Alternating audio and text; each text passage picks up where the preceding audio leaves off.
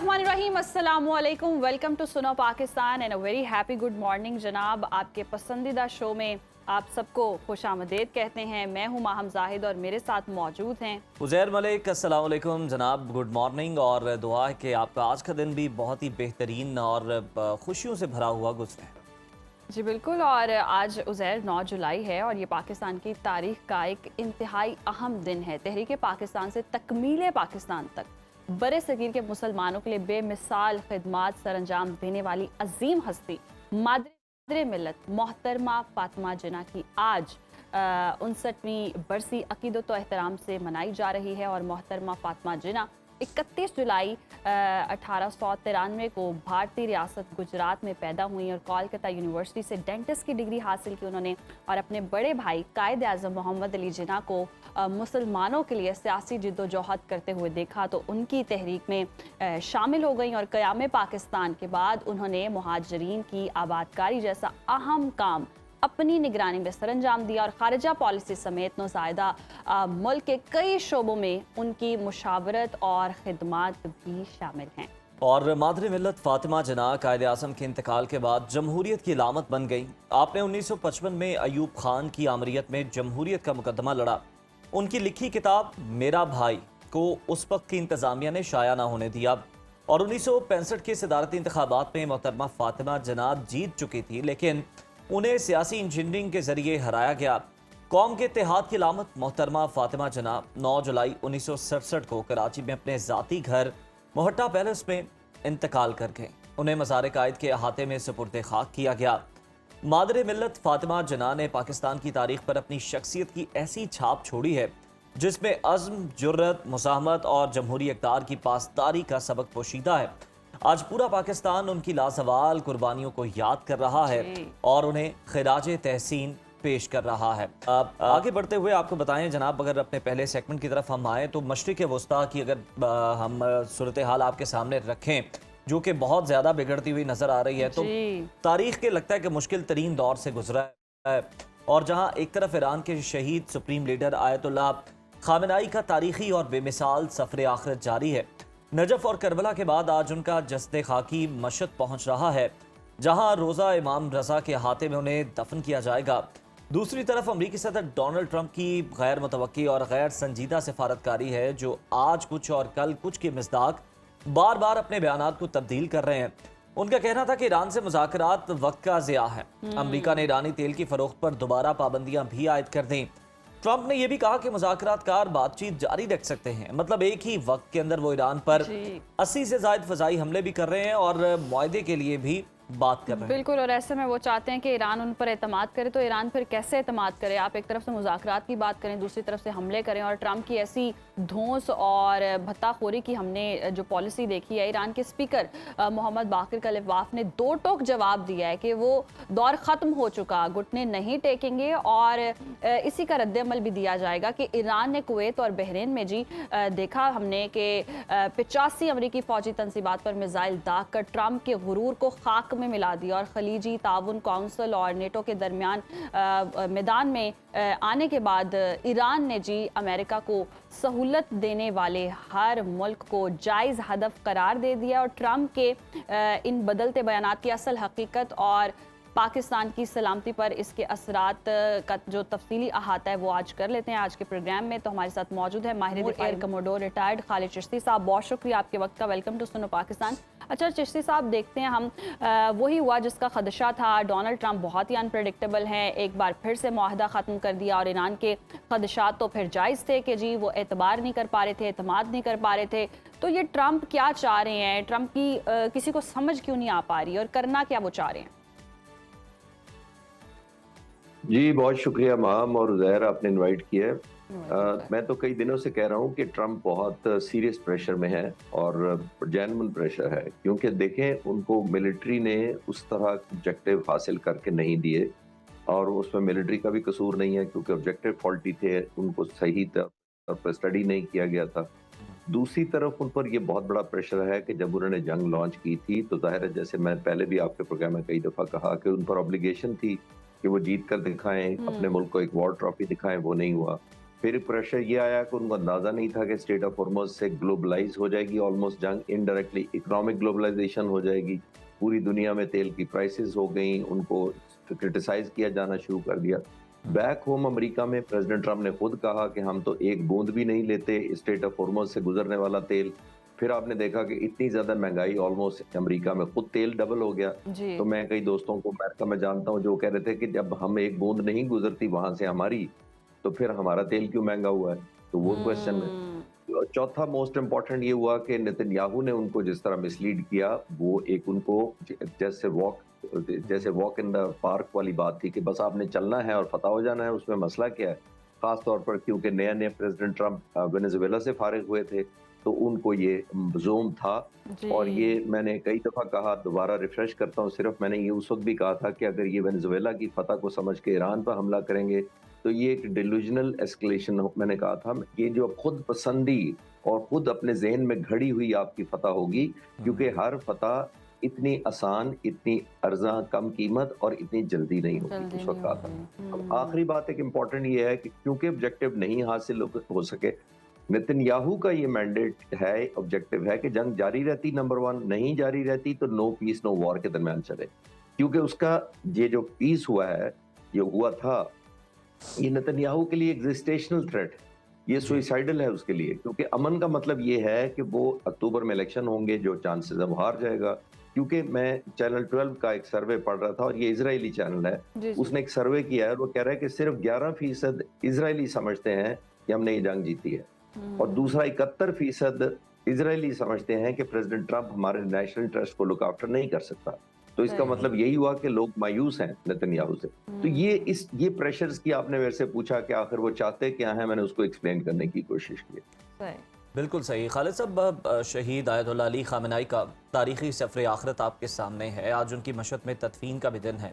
क्या अमेरिका ने तदफीन के इस नाजुक वक्त पर हमले करके अपने लिए ऐसी जंग छेड़ी है जिसे अब वो खुद भी नहीं रोक सकता?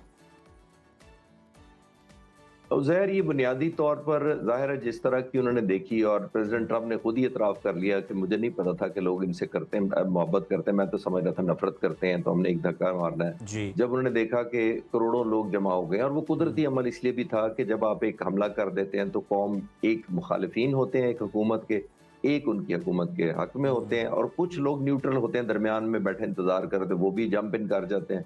बहुत सारे मुखालिफिन हमदर्दी और नेशनलिज्म की वजह से, ईरानी कौम बहुत बड़ी नेशनलिस्ट है, वो जंप इन कर जाते हैं। तो वो उनकी फॉलोअरशिप कह लें, उनकी अकीदत कह लें, स्पिरिचुअल लीडर थे 36 साल से। तो सबसे आयतुल्लाह खुमैनी तो जल्दी चले गए थे, उसके बाद इन्होंने ही संभाली, मोस्टली हुकूमत भी थी, अमेरिका को डील भी किया। आप जरा विजुलाइज करें कितने अमेरिकी सदर आए होंगे जिन्होंने जो इनके टेन्योर से गुजर गए होंगे। ये नहीं आयतुल्लाह खामेनेई की मैं बात कर रहा हूँ, 36 सालों में कई सदर आए और चले गए। तो मैंने कहना ये चाह रहा हूँ कि वो उन्होंने ये मिसकैलकुलेट किया, और ये पहली दफा नहीं किया। उन्होंने पहले, रोनाल्ड रेगन ने भी मिसकैलकुलेट किया था, जब उन्होंने ईरान को प्रेशर डाला तो फिर ये हिज़बुल्लाह बन गई थी। फिर जॉर्ज डब्ल्यू बुश ने भी प्रेशर डाला तो न्यूक्लियर प्रोग्राम शुरू हो गया। क्लिंटन ने डाला तो वो बैलिस्टिक मिसाइल, वो न्यूक्लियर प्रोग्राम के साथ बैलिस्टिक और क्रूज मिसाइल शुरू हो गया था। तो ये हमेशा मिसकैलकुलेट, अंडर एस्टिमेट करते आए हैं। मैं इस सवाल के जवाब से, क्लोजिंग से पहले, मैं आपको एक दिलचस्प कोटेशन मेरे ज़हन में आई है। मार्क ट्वेन एक अमेरिकन बहुत बड़े फिलोसोफर थे और ह्यूमरस भी लिखते थे। उन्होंने अंग्रेजी में कहा कि America has learn the geography through Wars. तो ये सबसे बड़ी उन्होंने जो मिसकैलकुलेट किया ना, वो ईरान की ज्योग्राफी की है। जो उन्होंने एक जंग करके अब पता लगा उनको कि स्टेट ऑफ हॉर्मुज कहाँ है, तब उनको पता लगा अच्छा ये इराक से 4 गुना बड़ा मुल्क है, उनको तब पता लगा कि ये तो 50% तो रॉकी टेरेन्स है इस मुल्क के अंदर, जहाँ छुप सकते हैं जो इनके पासदारान इनकलाब के सारे सोल्जर्स भी, वेपन्स भी और ड्रोन्स भी, सब कुछ छुपा लिया उन्होंने रॉकी माउंटेन के अंदर। तो आई थिंक उन्होंने अब सबक सीखा जंग शुरू करके कि ज्योग्राफिया कैसा है, खासतौर पर स्टेट ऑफ हॉर्मुज का। बिल्कुल चिश्ती साहब। अच्छा, इस कशीदगी से पहले अगर हम देखें तो मुआहदे के तहत ईरान और ओमान मिलकर आबने हुर्मुज़ का इंतजाम संभालने और जहाज़ों से फीस लेने पर बात कर रहे थे। तो क्या ये मुआशी खुद मुख्तारी का मंसूबा ही अमेरिका को खटक रहा था, जिसकी वजह से ये अस्करी मुदाखलत की गई है? देखिए, स्टेट ऑफ हॉर्मुज से जब बंद हुआ था वहीं से खटक रहा था, जब जंग हो रही थी। उन्होंने पूरा जोर लगाया, तकरीबन 20,000 उन्होंने जो उनके इंफ्रास्ट्रक्चर कह लें या टारगेट कह लें, उनको हमला किया। उसके बाद आपने देखा नॉन स्टॉप बमबारी रही। इवन मैं एक रिसर्च पढ़ रहा था, जो इंटरनेशनल एजुकेशन कुछ अदारे हैं उन्होंने रिलीज किया है कि बहुत दर्जनों यूनिवर्सिटियों को टारगेट किया, क्योंकि ईरानी बहुत ज्यादा पढ़े लिखे होते हैं आमतौर पर, बहुत ज्यादा उनका लिटरेसी रेट भी है और बहुत ज्यादा उन्होंने पीएचडीज भी किए पिछले 30-40 सालों में इन्हीं रिलेटेड, वॉर फाइटिंग रिलेटेड। तो अब पढ़ा रहे थे, यूनिवर्सिटियों को भी टारगेट किया गया। तो प्रेसिडेंट ट्रंप और अमेरिका को थी बहुत बड़ी फ्रस्ट्रेशन थी कि उन्होंने स्टेट ऑफ हॉर्मोज कामयाबी से बंद कर लिया। वो जाहिर है स्टेट ऑफ हॉर्मोज के लिए ईरान के साथ ओमान शामिल हो जाए तो प्रेशर बहुत बिल्ड हो जाता है। आपने मार्को रूबियो का देखा था, जंग के फौरन बाद वो मिडल ईस्ट में आए थे। मेरा मानना यही है, या मेरा तज्जिया ये है कि वो बुनियादी तौर पर इन ममालिक को ये कहने आए थे कि आपने ईरान से मरूब नहीं होना, प्रेशर नहीं लेना, हम अभी भी सुपर पावर हैं, उसका अपने प्रेशर नहीं लेना, हम तो ये जिनी को खत्म कर देंगे।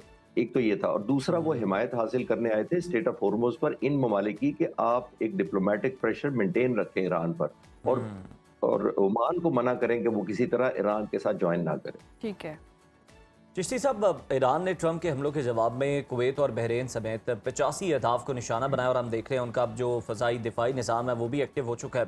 आपको क्या लगता है कि क्या ईरान ने अमेरिका की सुप्रीम मिलिट्री पावर का भरम दुनिया के सामने किस हद तक जो है वो तोड़ा है या बेनकाब करके रखती है? देखें, मिलिट्री अभी भी वो बड़ी है, दुनिया की सबसे बड़ी। उसके पास एयरफोर्स या फाइटर जहाज अभी भी, सपोर्ट जहाज, रिकॉनेसेंस जहाज दुनिया में अभी भी सबसे ज्यादा है। तकरीबन 6,500 उसके पास जहाज हैं, जिसमें से 4,500 के करीब अमेरिका की एयरफोर्स के पास हैं, 800 के करीब उनकी मरीन कोर के पास हैं, 1500 के करीब नेवी के पास हैं। तो ये फ्लीट तो अभी भी बड़ा है उनका, इसमें कोई शक नहीं है। उनके 43 जहाज तबाह हुए हैं 650 में से, तो उसका मतलब नहीं कि उनकी फौज क्रिपल हो गई। हाँ, मॉरली या मोरल के पॉइंट ऑफ व्यू से वो सेटबैक लगा उनको।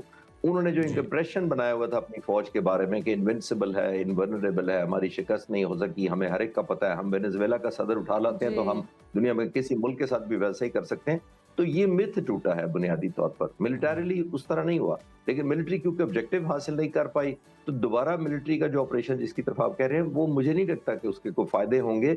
एक और प्रोलॉन्ग हो सकती है जंग, लेकिन टेक होम मेरा नहीं ख्याल यहीं पे इसी जगह से शुरू करना पड़ेगा। जब भी जंग बंद हुई, मेरा नहीं ख्याल कोई ईरान कोई डिसएडवांटेज पोजीशन से जंग दोबारा मुज़ाकरा शुरू करेगा जब भी हुए।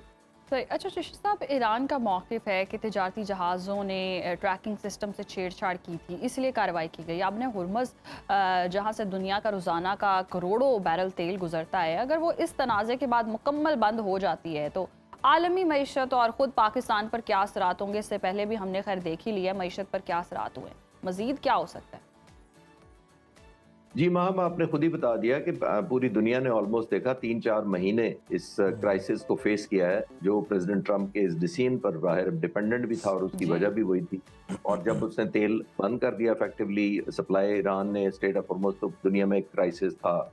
और ये दुनिया की डिफरेंट जंग है। देखिए, डिफरेंट इस तरह है कि आमतौर पर जंगें होती हैं, स्टैंड लोन होती हैं, बहुत ज़्यादा इंटरनेशनल असर नहीं होता। पाकिस्तान इंडिया की हुई, दुनिया में कोई क्राइसिस नहीं आया। चले, हमारी शॉर्ट लिव्ड थी। यूक्रेन रूस की जंग जारी है पिछले को 5.25 सालों से, तो दुनिया ने कोई नोटिस भी नहीं लिया खास, और वहां दुनिया को इफेक्ट भी नहीं हो रही, क्योंकि वो एक स्टैंड लोन एक एरिया में चल रही है। यहाँ पे स्टेट ऑफ हॉर्मुज़ बंद हुआ तो ग्लोबलाइज हो गई दुनिया में। 8 बिलियन लोग जहां जहां रहते हैं उनको पता लग गया स्टेट ऑफ हॉर्मुज़ क्या है। वो दुआएं मांगने लगे कि बंद हो जाए, ताकि मेरी जो पेट्रोल मैं मोटरसाइकिल या गाड़ी में डलवाता हूँ वो सस्ता हो जाए। तो इन्होंने almost Korea, Malaysia, Singapore, Burma, आप ऑस्ट्रेलिया तक असरात हुए, क्योंकि तेल जब सप्लाई इफेक्ट होती है, और खासतौर पर गैस की भी जिसका कम जिक्र होता है। और अभी तो शुक्र है ये जंग बंद हो गई, इसके जो बाय प्रोडक्ट्स होते हैं जैसे खाद है, केमिकल्स हैं, प्लास्टिक हैं, अभी तो उनकी बहुत कीमत चढ़ने का रिस्क था। अगर क्योंकि बाय प्रोडक्ट्स है, उनमें थोड़ा टाइम लगता है मैन्युफैक्चरिंग में, जिसकी वजह से दुनिया को उस तरह महसूस नहीं हुआ। वरना दुनिया तो बहुत महंगाई का सामना कर सकती थी और ज्यादा, और आइंदा खुदा ना खास्ता अगर ये बड़ी जो उसका आप पूछ रही हैं तो और ज्यादा इन्हीं फील्ड्स में क्राइसिस हो सकते हैं। बिल्कुल खालिद साहब, हमने पाकिस्तान में भी देखा कि 500-600 जो है वो एलपीजी पर केजी का रेट जो है वो चला गया था और लोग बहुत ज़्यादा परेशान भी थे। उम्मीद करते हैं कि ऐसी सूरत हाल दोबारा ना पैदा हो। सर, ईरानी पासदारान इनकलाब ने अपने बयान में इस्लामाबाद मुआहदे की खिलाफ वर्जी का भी तस्करा किया है। पाकिस्तान का नाम इस जंगबंदी मुआहदे से जुड़ा होना कितना अहम था, और अब इस मुआहदे के अगर खुदा न खास्ता ये टूट जाता है, मुज़ाकरात नहीं होते जो टेक्निकल हैं, तो फिर किस किस्म का सिफारती या दिफाई दबाव जो है वो आ सकता है, और पाकिस्तान की स्ट्रेटजी अब क्या हो सकती है? उज़ैर, जब इस्लामाबाद टॉक्स हो रही थी ना, मुझे पूछा गया कि ये तो अगर फेल हो गई तो पाकिस्तान के लिए बड़ी शर्मिंदगी होगी। उस वक्त कहा गया था, कुछ लोगों जी। का ख्याल लिया, तो मैंने उस वक्त भी नहीं माना था। मैंने कहा अगर फेल हो गई तो हमने अपनी न्यू फाउंड रेलेवेंस एक 16 जू के तौर पर, एक नेगोशिएशन प्लेटफॉर्म के तौर पर हासिल कर लिए। जी। उस वक्त कहा था जब मुज़ाकरात फेल नहीं हुए थे इस्लामाबाद में। उसके बाद उस तरह नहीं प्रोसीड किया, फिर बाद में एग्रीमेंट हो गया। तो मेरा आज भी मानना ये है कि हमने दुनिया को कन्विंस करना था कि हम एक पीस लविंग मुल्क है, एक जी। कंट्रीब्यूटिंग है। जो हिंदुस्तान हमें पोर्ट्रे करता है दहशतगर्द मुल्क सपोर्ट करता है, वो नहीं है, दुनिया ने अब मान लिया है। और एक लास्ट बात इस सवाल के जवाब में मैं जरूर अर्ज करता चलूं, और आप एग्री करेंगे कि देखिए, जो दुनिया में मिलिट्री होती है, हार्डवेयर होता है, इंफ्रास्ट्रक्चर होता है, बिल्डिंगें होती हैं, नेटवर्क होता है, ये आप कैश से खरीद सकते हैं। आप इमेज कैश से नहीं खरीद सकते। दुनिया में आपको कैसा परसीव करती है, यानी पीस लविंग करती है, उसके लिए पैसे नहीं खर्च सकते लोग। बिलियंस ऑफ डॉलर दुनिया हायर करती है, लॉबिंग फर्म करती है, ताकि हमारा अमेरिका में, हमारा रूस में इंप्रेशन अच्छा हो कि हम एक ऐसा मुल्क है, ऐसा मुल्क है। लॉबिस्ट होते हैं। तो यहाँ पे हमने खुद ही अपनी लॉबी की, बिलियंस ऑफ डॉलर्स नहीं खर्चे, और दुनिया ने हमें ऑलमोस्ट 192 ममालिक दुनिया में है, उन्होंने एक्नॉलेज किया, चलें 191 कर देते हैं या 190 कर देते हैं, 2 मुल्कों को छोड़ देते हैं। आज सुबह तो 190 मुल्कों ने ये समझा कि हम पीस लविंग मुल्क है, 2 रह गए तो उनको एक्सेप्शन होनी चाहिए कभी। चले, हम दुआ करते हैं वो दोनों भी किसी ना किसी दिन अग्री कर जाएं। वैसे लगते नहीं है तो वैसे बहुत ढीठ, वाकई आपने जैसे कहा कि सुबह सुबह क्या ही बात करनी है। अच्छा, नेटो की अगर हम बात करें, नेटो ने अमरीकी हमलों को ज़रूरी इकदाम करार देकर एक तरह से अपनी हिमायत का ऐलान किया। अगर ये तनाज़ा तूल पकड़ता है तो क्या हम मशरिक़ वस्ता को एक नई जंग का मरकज़ बनते हुए देख रहे हैं, और रूस और चीन के सारे मंजरनामे में किरदार क्या हो सकता है? देखिए, हम नेटो को तो प्रेसिडेंट ट्रंप ने खुद धकेला। धकेला से मतलब ये है कि उन्होंने ऑफेंड किया। आपने देखा होगा ग्रीनलैंड जंग से पहले उन्होंने जिक्र किया, उन्होंने डेनमार्क को, हॉलैंड के कौन से यूरोप मुल्क को, हर एक को कोई ना कोई क्रिटिसिज्म किया। स्पेन को जिन्होंने सपोर्ट नहीं किया था, कनाडा के वज़ीर आज़म को अच्छा नहीं गिना, तो वो तो उन्होंने खुद ही एक एलिमेंट ऑफ आइसोलेशन में चले गए अपने खिलाफ। हालांकि ये बड़ी सिंपल स्ट्रेटजी है कि जब आप जंग में जाने का, उनको तो पता था कि हमने जाना है, और एक नेतन्याहू को तो पता था, तो उनको एंगेजमेंट की पॉलिसी रखनी चाहिए थी दुनिया के साथ, खास तौर पर जो उनके अपने एलाय थे, उन्होंने उनको डंप किया पहले। फिर वो आहिस्ता आहिस्ता जब अलहदा हो गए और फिर वो मिलिट्री ऑब्जेक्टिव हासिल नहीं हुए, तो वो आपके साथ जंग में शामिल ही नहीं हुए। जब वो जंग में शामिल नहीं हुए तो वो चेन स्टार्ट हो गया एक नेगेटिविटी का, और अब प्रेसिडेंट ट्रंप कहते हैं इन्होंने हमारी मदद नहीं की, क्योंकि उन्होंने देख लिया था कि ये नॉन स्टार्टर है। जो लीडरशिप शहीद कर दी गई, तकरीबन स्टार्ट में ही आपने देखा 49 लीडर्स को शहीद किया गया, पिछली जंग में 37 को शहीद किया गया, 19 न्यूक्लियर साइंटिस्ट को शहीद किया गया। तो नॉन स्टार्टर जंग लीडर्स को शहीद करके जंगें नहीं लड़ी जाती, नंबर 1। तो वो यूरोप ने रियलाइज कर लिया कि ये एक नॉन स्टार्टिंग, ये बेस नहीं है, इसका कॉज नहीं है, तो उसकी वजह से उन्होंने पुल बैक कर लिया। अब वो आप दोबारा एंगेजमेंट पॉलिसी की तरफ जा रहे हैं। प्रेसिडेंट ट्रंप तुर्की अभी पहुंच गए, उन्होंने कहा हम आपको F-35 देंगे। वो दोबारा अपनी सिंपथीज जो मुल्कों की हैं, खासतौर पर मुसलमान मुल्कों में, अगर कुछ मुल्कों को साथ अपने साथ मिला सकते हैं, तुर्की बहुत बड़ा इंपॉर्टेंट मुल्क है, तो इसी तरह वो नेटो को भी एंगेज करेंगे। अब वो बहुत सारे मुल्कों को चाहेंगे कि वो एंगेज करें, ताकि बहुत ज्यादा जो डिस्टेंस हो गया उनको कवर करें। सही, बहुत शुक्रिया खालिद चिश्ती साहब आपके वक्त का, और सूरत हाल जी सबके सामने है। और आज सुबह हमें ये खबर बताते हुए भी, डिस्कस करते हुए भी थोड़ी सी शर्मिंदगी भी हो रही है, अफसोस भी हो रहा है, क्योंकि हम इतने अरसे से डिस्कस यही कर रहे थे कि जी मुज़ाकरात होंगे, कामयाब हो गए हैं, नतीजा खेज़ हो गए हैं, और फाइनली खित्ते में अमन होगा। लेकिन वही वाली बात है ना कि डोनाल्ड ट्रंप बहुत ही अनप्रडिक्टेबल है। रात आप सोते हैं सुकून से और सुबह उठते हैं तो पता चलता है कि जी हमले कर दिए हैं, खिलाफ वर्जी हो गई है, और ईरान फिर आप कहते हैं एतमाद नहीं करता, मेज़ पर नहीं बैठता। तो अगर आप इस तरह की स्ट्रेटजी रखेंगे कि एक तरफ से आप बमबारी कर रहे हैं या हमले करें, दूसरी तरफ से आप कह रहे हैं कि मुज़ाकरात की मेज़ पर आओ, तो ईरान कैसे एतमाद करेगा? और जब एतमाद नहीं होगा तो मुज़ाकरात नहीं होंगे, तो खुदारा कोई होश के ना आप खुद डोनाल्ड ट्रंप ईरान को कह रहे हैं कि वो मुज़ाकरात में गैर संजीदा है। मुझे नहीं लगता कि वो कोई मुआहदा हो भी जाता है तो उस पर आगे चलकर अमल दरामद करेंगे। तो आप इस वक्त देखें कि ईरान के अंदर पब्लिक सेंटिमेंट क्या है। शहीद आयतुल्लाह खामनाई की नमाज जनाजा, जिन्हें आपने शहीद किया, वो अदा करने के लिए पूरी दुनिया से लोग जो हैं वो ईरान के अंदर करोड़ों लोग सड़कों पे मौजूद हैं। आज उनकी तदफीन का दिन है, और ऐसे आम मौके पर आप क्या मैसेजिंग कर रहे हैं? मतलब ईरानी अवाम ये भूलेगी कि आपने इस दिन पर भी उनके शहरों पर हमले जारी रखे थे। तो ट्रस्ट बिल्डिंग जो है वो मैयस तो डोनाल्ड ट्रंप को लेने की ज़रूरत है, ईरान को लेने की ज़रूरत नहीं है। ईरान तो एग्री कर चुका हुआ है। अब मसला तो सिर्फ ट्रंप और नेतन्याहू और का। उज़ैर आलमी ताकतें बनते हैं और इंसाफ के बड़े लंबरदार बनते हैं, तो दूसरी तरफ अगर हम ईरान की बात करते हैं तो वो आयात दे रहे हैं, वो कितना अमन का पैगाम दे रहे हैं इस मौके पर। और इधर से डोनाल्ड ट्रंप देखें, जो जिनको जी हम बड़ा कुछ समझते हैं, जो बड़ी ताकत है और पूरा रूल करना चाहते हैं, न्यू वर्ल्ड ऑर्डर बनाना चाहते हैं, वो आप क्या मैसेज दे रहे हैं, मतलब क्या पैगाम दे रहे हैं। और फिर आप कह देते हैं कि जी हम तो बहुत कुछ कर रहे हैं, हमारी तो पता नहीं कितनी कोई तप्पड़ है, लेकिन बस कर जाए, अब तो तंग पड़ गए हम भी और पूरी आवाम भी, पूरी दुनिया भी। ये जंग से कुछ हासिल नहीं हुआ और मुआशी तौर पर जितना नुकसान हो रहा है, जितना प्रेशर हर किसी पर ही है, सिर्फ डोनाल्ड ट्रंप पर नहीं, तमाम मुल्कों पर है, हर फर्द पर है जिसको ये है कि रोजी रोटी कमानी है, निकलना है। महंगाई का प्रेशर जितना आवाम ने ले लिया, अब कोई जंग का खात्मा हो, अमन व अमान होगा तो सूरत हाल बेहतर होती दिखाई देगी। वैसे भी दुनिया में बहुत सारे मसाइल हैं, उन पे तवज्जो जो है वो मरकूज करने की ज़रूरत है। अभी वक्त हुआ है ब्रेक का, स्टे विद अस। एक बार फिर से प्रोग्राम में आपको खुशामदीद कहते हैं और कुछ हम जहनी सेहत की बात कर लें तो सोशल मीडिया के इस दौर में जहां मालूमात का सैलाब है, वहां एक नया रुझान देखने को मिल रहा है कि नौजवान इंटरनेट पर चंद अलामात देखकर खुद ही अपनी नफ्सियाती बीमारियों का फैसला कर लेते हैं। और आजकल हर दूसरा शख्स जो चीज़ भूलने लगा है या फिर हम देखते हैं कि काम पर फोकस नहीं कर पा रहा, वो खुद को ADHD का मरीज समझने लगता है। और आसान लफ्ज़ों में कहें तो ADHD दिमाग का एक ऐसा आर्जा है जिसमें इंसान किसी एक काम पर देर तक तवज्जो नहीं दे पाता और इसका जहन जो है हर वक्त भागता रहता है और वो शदीद बेचैनी का शिकार रहता है। और पाकिस्तान में इस वक्त लाखों नौजवान सोशल मीडिया वीडियो से मुतासिर होकर इस उलझन का शिकार है और कहीं वो भी ADHD में मुब्तला तो नहीं है। ये अब आज हम डिस्कस करने वाले हैं। और माहिरीन के मुताबिक तवज्जो की कमी या फोकस ना होना सिर्फ ADHD की वजह से नहीं है, बल्कि शदीद डिप्रेशन, एंजाइटी और रोज़मर्रा के ज़हनी तनाव की वजह से भी हो सकता है। अगर तशख़ीस गलत हो जाए तो दी जाने वाली जो अद्वियात हैं ये दिमाग पर इंतहाई संगीन और ख़तरनाक असरात मुरतब कर सकती हैं। सवाल ये कि क्या वाकई हमारे नौजवानों में ये मरज़ बढ़ा है या महज एक गलत फहमी है कि आम इंसान कैसे समझे कि उसे वाकई इलाज की ज़रूरत है। इसी हसास मौजू पर गुफ्तगू करने के लिए हमारे साथ मौजूद हैं पाकिस्तान के मायानाज माहिर नफ्सियात डॉक्टर उसामा बिन जुबैर साहब। डॉक्टर साहब वेलकम। ये कहिएगा कि आजकल सोशल मीडिया पर ADHD का लफ्ज़ बहुत ज़्यादा वायरल है, हर दूसरा नौजवान खुद को इसका मरीज़ कह रहा है और बतौर माहिर नफ्सियात आपके पास आने वाले केसेस में ये रुझान कितना हकीकी, हम देखते हैं कि दो लोग बैठे हैं, डिस्कशन कर रहे हैं, एक का फोकस कहीं और है, उसने सुना नहीं तो वो दोबारा कहता है कि यार बताना तुमने क्या बात की थी, मैं सुन नहीं सका, या मेरी ध्यान जो है, मेरी तवज्जो जो है वो कहीं और पर थी। और फिर वो दूसरा कहता है तुम्हें भी कहीं ADHD के मसाइल तो नहीं है। यानी इतना कॉमन ये हो चुका है कि मजाक में भी अब यूज़ किया जाता है।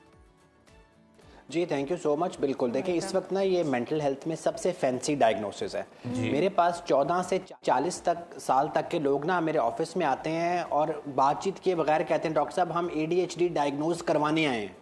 तो मतलब वो पहले ही मेरे पे एक बोझ रख देते हैं कि जी हमने ये सिम्टम्स थे, हाँ गूगल में हमने एंटर किया है, हमने फलाने सॉफ्टवेयर में एंटर किया, उसने बताया है कि एडल्ट ADHD है। कई तो इससे भी एक स्टेप आगे होते हैं, वो कहते हैं डॉक्टर साहब हमने एडल्ट ADHD डायग्नोज खुद कर लिया है, हम स्टिमुलेंट प्रिस्क्राइब कराने आए हैं। अच्छा। सो ये इतना ज़्यादा प्रीवियसली ना जो ADHD था वो बच्चों का डायग्नोसिस था कि जी बच्चों में होता है 4 साल से लेकर 12 साल तक। अब पिछले 10 साल से फिर ये थोड़ा सा शायद अभी लेस स्टिग्मेटाइजिंग है कि हमारे वही जो अलामात हैं उनके लिए हम एंजाइटी डिसऑर्डर का लफ्ज़ सुनने को तैयार नहीं है, डिप्रेशन का लफ्ज़ सुनने को तैयार नहीं है। अगर हम खुद ड्रग्स यूज़ करके अपने दिमाग की केमिस्ट्री की तबाही फेर रहे हैं, उस पर रिस्पॉन्सिबिलिटी डालने को तैयार नहीं है और हम कहते हैं कि एक फैंसी डायग्नोसिस है, इसका ठप्पा हम पे लगा दें। सो ये बहुत आजकल कॉमन है। अच्छा, यानी कि ये टैग लेना भी लोग अच्छा समझते हैं। बिल्कुल ऐसे ही है।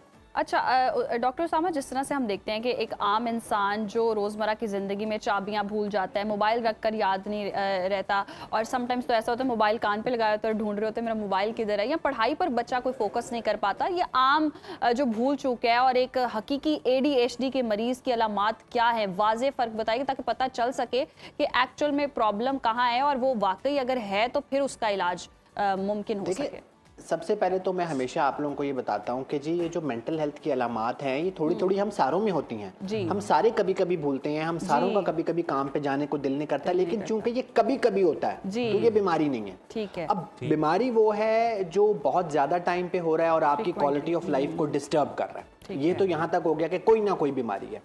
अब ADHD क्या है? एडल्ट ADHD भी पूरा एक डायग्नोसिस है, एक सेट ऑफ सिम्टम्स हैं, खास टाइम तक रहेंगे, क्वालिटी ऑफ लाइफ डिस्टर्ब करेंगे तो एडल्ट ADHD है। फिर मैं अक्सर मिसाल देता हूँ कि जिस तरह ये बाजू में दर्द के साथ आप मेरे पास आए हैं, तो पहले मैं सोचूंगा कि जी मसल पुल हुआ है, फिर मैं सोचूंगा कोई दब ना लग गई हो, कोई चोट ना लग गई हो, मैं आखिर में सोचूंगा कि बोन का कैंसर भी हो सकता है। ठीक है, हो सकता है लेकिन बहुत रेयर है। तो इसी तरह जब आपके अटेंशन के प्रॉब्लम्स हैं, कंसंट्रेशन के प्रॉब्लम्स हैं, काम का दिल नहीं कर रहा, फोकस नहीं हो रहा, आप इनिशिएटिव नहीं ला पा रहे, एग्जीक्यूटिव डिसफंक्शन है, तो पहला डायग्नोसिस एंजाइटी डिसऑर्डर भी हो सकता है जी। अगर आप ड्रग्स यूज कर रहे हैं तो आपको मेरे साथ इस पेज पे आना पड़ेगा कि ये ड्रग्स की वजह से आपका केमिकल इम्बैलेंस है जिसकी वजह से ये प्रॉब्लम्स आ रही हैं। सो ADHD कर देंगे डायग्नोज अगर है वो, लेकिन अगर नहीं है तो फिर डॉक्टर पे जोर ना डालें और स्टिमुलेंट्स प्रिस्क्राइब कराने के। स्टिमुलेंट्स पे भी हम आगे बात करते हैं। जो इसकी दवाई है वो ड्रग ऑफ अब्यूज है। अच्छा, तो वो क्या तरीका इलाज है इसका जिससे मरीज बेहतर हो सकता है? देखिए, एक आखिरी बात तशखीस पे भी कर लें कि जिस तरह आप मेडिकल के डॉक्टर के पास जाते हैं ना, वो आपकी अलामात सुन के कुछ टेस्ट करवाता है। इसी तरह जब ADHD के सस्पेक्टेड डायग्नोसिस वाला बच्चा या एडल्ट हमारे पास आता है तो बातचीत करने के बाद हम उसके कुछ साइकोमेट्रिक टेस्ट करते हैं। 2, 2.5, 3 घंटे की डिटेल्ड असेसमेंट होती है। 10 से 12 सफों की मैं रिपोर्ट जनरेट करता हूं। अगर उस पे ADHD आए कि वो 8-10 टेस्ट हैं, उस पे ADHD आया है तो हम ADHD का इलाज करते हैं। फिर ADHD का इलाज भी बाकी बीमारियों की तरह 3 तरीकों से होता है। एक बायोलॉजिकल ट्रीटमेंट है जिसमें दवाई जाती है, स्टिमुलेंट्स नाम की दवाइयां हैं जो इनका एडिक्शन पोटेंशियल भी होता है। तो ये बड़ी डबल एज स्वॉर्ड है कि अगर आपको वाकई ADHD है तो वो एक गोली आपकी जिंदगी बन जाएगी, आप सारे काम कर सकेंगे। अगर आपको ADHD नहीं है तो आप उसके नशे के आदी हो जाएंगे और उधर से फिर आइस की तरफ और उस तरफ। तो उसको प्रिस्क्राइब करना बड़ा जो है ना वो ध्यान से करना है और डिटेल असेसमेंट के बाद करना है। फिर कुछ नॉन स्टिमुलेंट दवाइयां भी आती हैं और कुछ बातचीत के जरिए सोच पे काम करते हैं, बिहेवियर पे काम करते हैं, टाइम मैनेजमेंट स्किल्स पे काम करते हैं, स्ट्रेस मैनेजमेंट पे काम करते हैं, इनिशिएटिव लाने पे बात करते हैं, बिहेवियरल एक्टिवेशन पे काम करते हैं। और फिर सोशल, कुछ घर वालों को भी साइको एजुकेट करते हैं कि यार इसके दिमाग के केमिकल्स का इम्बैलेंस है, आपने भी बजाय इसको तंज ताने का निशाना बनाने के साइंटिफिक तरीके से सपोर्ट करना है। क्योंकि तीनों चीजें मिलती हैं तो अगर वाकई ADHD है, सवाल फिर वही है कि वो वाकई एडल्ट ADHD है तो फिर हम उसकी मदद कर पाएंगे। सही, वाकई अगर ऐसा हो तो मदद कर पाएंगे। अच्छा, अगर मैं अपनी बात करूं तो मतलब मुझे तो अल्लाह का शुक्र है नहीं है, जबरदस्ती बनाना भी नहीं चाहिए, लेकिन समटाइम्स ऐसा होता है कि आप बोर फील करते हैं किसी गैदरिंग में बैठे और आप जोन आउट हो जाते हैं। इस बिहेवियर को क्या कहते हैं? देखिए, जब आपने बोरिंग का लफ्ज इस्तेमाल किया ना, हम लोग ओवर द ईयर्स इस तरह आ गए हैं कि हम हर वक्त ही मसरूफ, फोन ने ना हमारा दिमाग ट्यून कर दिया है कि हर वक्त ही हम कुछ ना कुछ मीनिंगफुल चाह रहे होते हैं। तो जब कोई भी चीज हमारी मर्जी के खिलाफ है या हम उसमें इंटरेस्ट नहीं ले रहे तो हमारा दिमाग उससे पर्दा फरमा लेता है। तो याद रखें कि जहां आप चले गए हैं वहां इंटरेस्ट आपको पैसिवली नहीं आएगा, एक्टिवली वहां इंटरेस्ट ले, माइंडफुल हो, लोगों को देखें, खवातीन है तो उनके कपड़ों को देखें, ज्वेलरी को देखें, माहौल को देखें, वहां पे इंटीग्रेट होने की कोशिश करें। वरना दिमाग तो बना इसलिए कि वो जो जिस चीज में इंटरेस्टेड नहीं है आपको साइड पे ले जाए, साइड पर ले जाता है। अच्छा डॉक्टर उसामा, ये जो लोग हैं इनकी निजी जिंदगी और फिर इनकी प्रोफेशनल लाइफ जो है, अगर वाकई हकीकी तौर पर ADHD के इन्हें मसाइल हैं तो कितनी मुतासिर होती है और किस तरह से होती है? और फिर क्या ये थेरेपीज और स्टिमुलेंट जिस तरह से आप बता रहे हैं और अद्वियात के साथ लाइफस्टाइल मैनेजमेंट से इनकी ज़िंदगी में किस हद तक बेहतरी आ जाती है? जी बिल्कुल, देखिए मेरे पास ना अभी ये बड़े सेंसिटिव एज ब्रैकेट वाले बच्चे आते हैं जो 16 से 22 साल तक के होते हैं, जिनका O levels, A levels, university exam फंसा हुआ है, वो बिस्तर से नहीं उठ पा रहे हैं, वो किसी चीज़ पे फोकस नहीं कर पा रहे हैं, वो चाह भी रहे हैं लेकिन वो कर नहीं पा रहे, वो यूनिवर्सिटी जाते हैं, वो हर वक्त जोन आउट रहते हैं।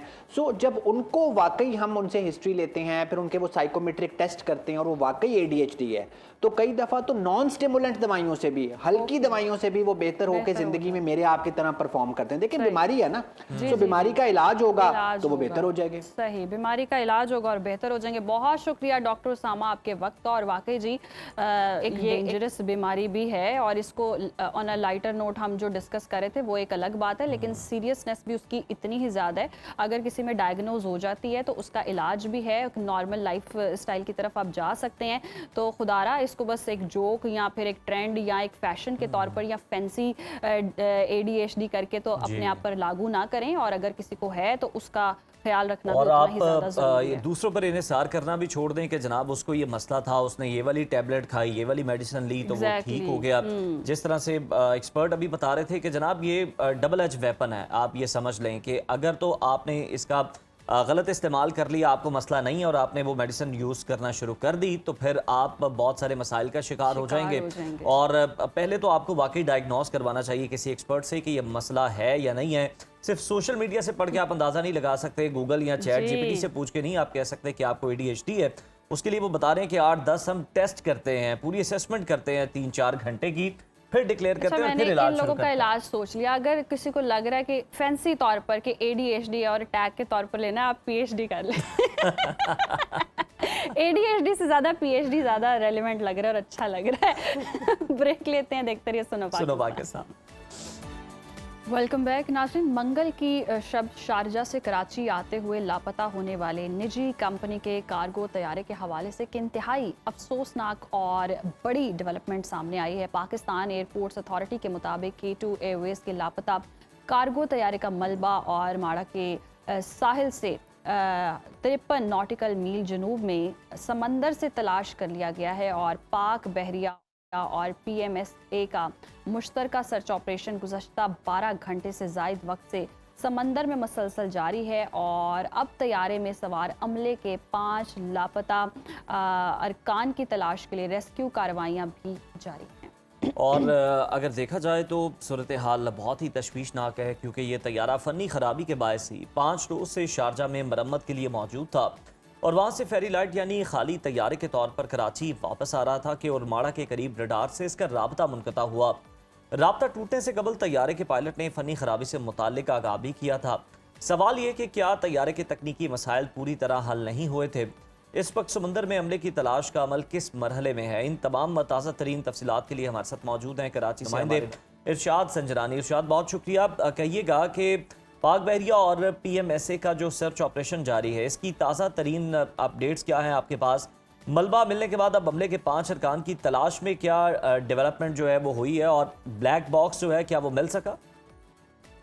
बिल्कुल ज़हर, गुड मॉर्निंग माम और आप दोनों को। और बिल्कुल देखिए, हम इस पर नज़र रखे हुए हैं और जैसे ही ये हादसा हुआ है तो उस वक्त से लेकर हम जो है एक एक्सक्लूसिव इस पर हम अपने नाज़रीन को अपडेट दे रहे हैं और ताहाल जो अरकान जो है उसकी तलाश जारी है। और ये तैयारे में जो तकनीकी मामलात के हवाले से जो है CA के अहम तरीन सोर्सेज ने हमें कंफर्म किया था कि K2 एयरवेज के तैयारे में जो है तकनीकी मसाइल पर जो है हमने बार बार जो है उन्होंने जो इसकी निशानदेही की थी, लेकिन ये तैयारा उसके बाद जो है 7 से 8 रोज पहले जो है शारजा गया था और वहाँ पर इसी जो एयर नेविगेशन सिस्टम और दीगर जो आलात उसकी तब्दीली के बाद ये वापस आ रहा था। उसके पहले एक सवालिया निशान है कि क्या इसकी चेक फ्लाइट हुई थी या फिर ये इसकी चेक फ्लाइट के तौर पर शारजा से वापस फेरी फ्लाइट करता हुआ वापस आ रहा था। इसमें 5 अमले के अरकान थे, 2 पायलट थे और एक जो लोड मास्टर और 2 इंजीनियर थे।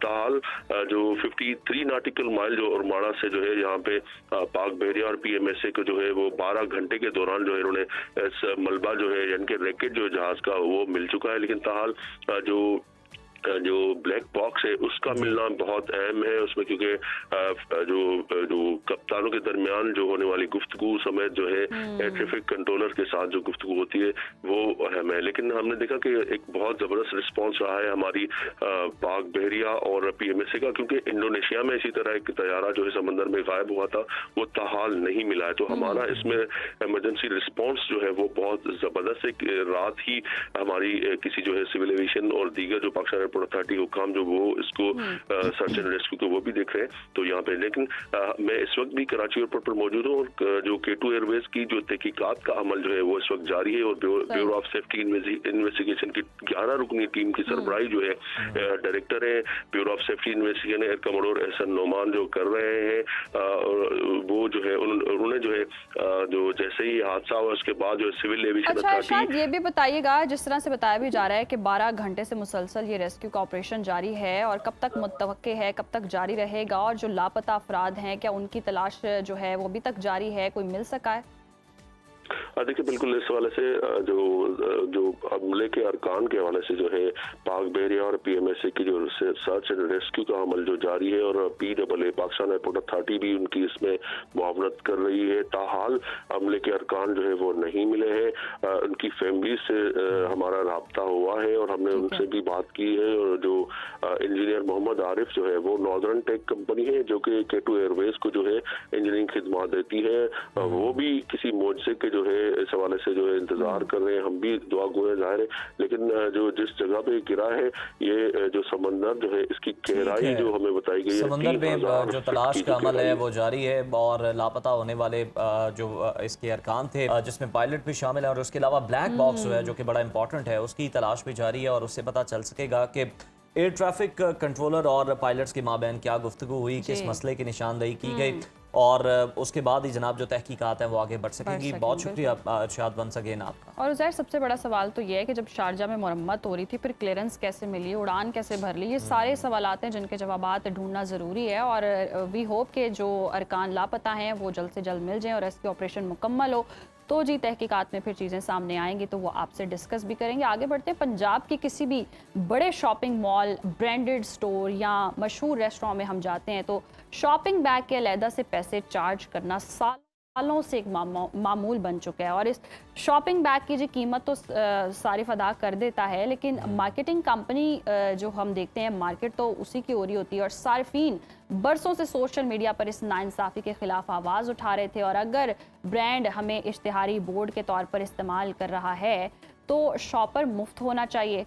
लेकिन अब महकमा तहफ़्फ़ुज़ माहौल पंजाब ने सख्त नोटिस लेते हुए एक हुक्मनामा भी जारी किया है और अब कोई भी दुकानदार मसनूआत की फरोख्त के वक्त प्लास्टिक बैग्स की कोई फीस वसूल नहीं कर सकेगा और खिलाफ वर्जी पर 5 से 50 हज़ार रुपए तक जुर्माना होगा। ताहम कपड़े या कागज़ के माहौल दोस्त बैग्स फराहम करने पर कीमत वसूल करने की इजाज़त होगी। और हुकूमत का ये जो इक़दाम है क्या इससे प्लास्टिक से पाक पंजाब मुहिम के तहत इस कानून पर अमल दरामद को यकीनी बनाने में ये कामयाब होंगे?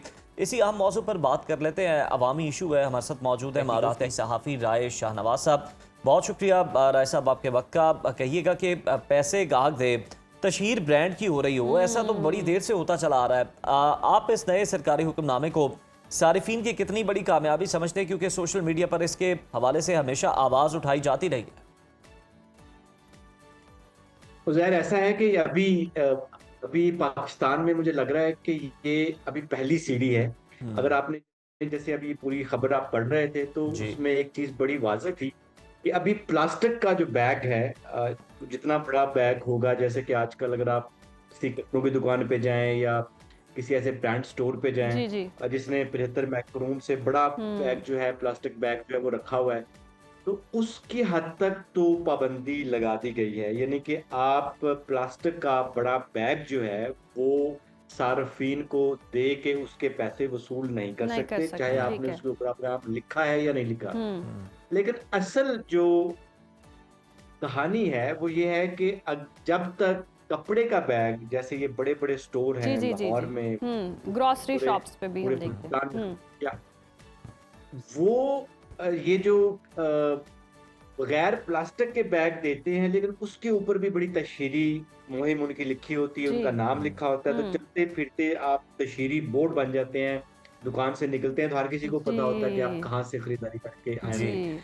ये वाला पोर्शन अभी भी जो है वो उसी जगह पे कायम है। और बात यह है कि EPA जो है, इन्वायरमेंटल प्रोटेक्शन एजेंसी जो है पंजाब की, ये वाला हिस्सा उसके खाते में नहीं आता। ठीक है, ये वाला हिस्सा जो है, ये इसकी रेगुलेशंस जो है वो पंजाब हुकूमत की हैं। उन्होंने सिर्फ प्लास्टिक की हद तक जो मामला था उसको अपने दायरा इख्तियार में। अच्छा राय शाहनवाज, जिस तरह से आप बता भी रहे हैं कि नोटिस लिया गया, अच्छा ये सिर्फ एक शॉपर की हद तक है? जिस तरह से पेमेंट की भी बात हो रही है कि शॉपर पे करके खरीदा जाता है, तो वो जब पे करके खरीदा जाता है तो फिर ब्रांडिंग वो ब्रांड वाले क्यों कर रहे हैं? तो फिर दूसरे शॉपर्स पर भी फिर तो लागू होना चाहिए, दूसरे प्लास्टिक बैग्स पर भी होना चाहिए। जितने बड़े स्टोर्स पर चले जाएं वो पूछते हैं आपको चार्ज कर लें या बैग ऐड कर दें। वो जब बैग ऐड करते हैं तो तशहीर तो उन्हीं की हो रही होती है, तो यानी कि हम पैसे भी दे रहे हैं और तशहीर भी उनकी करवा रहे हैं।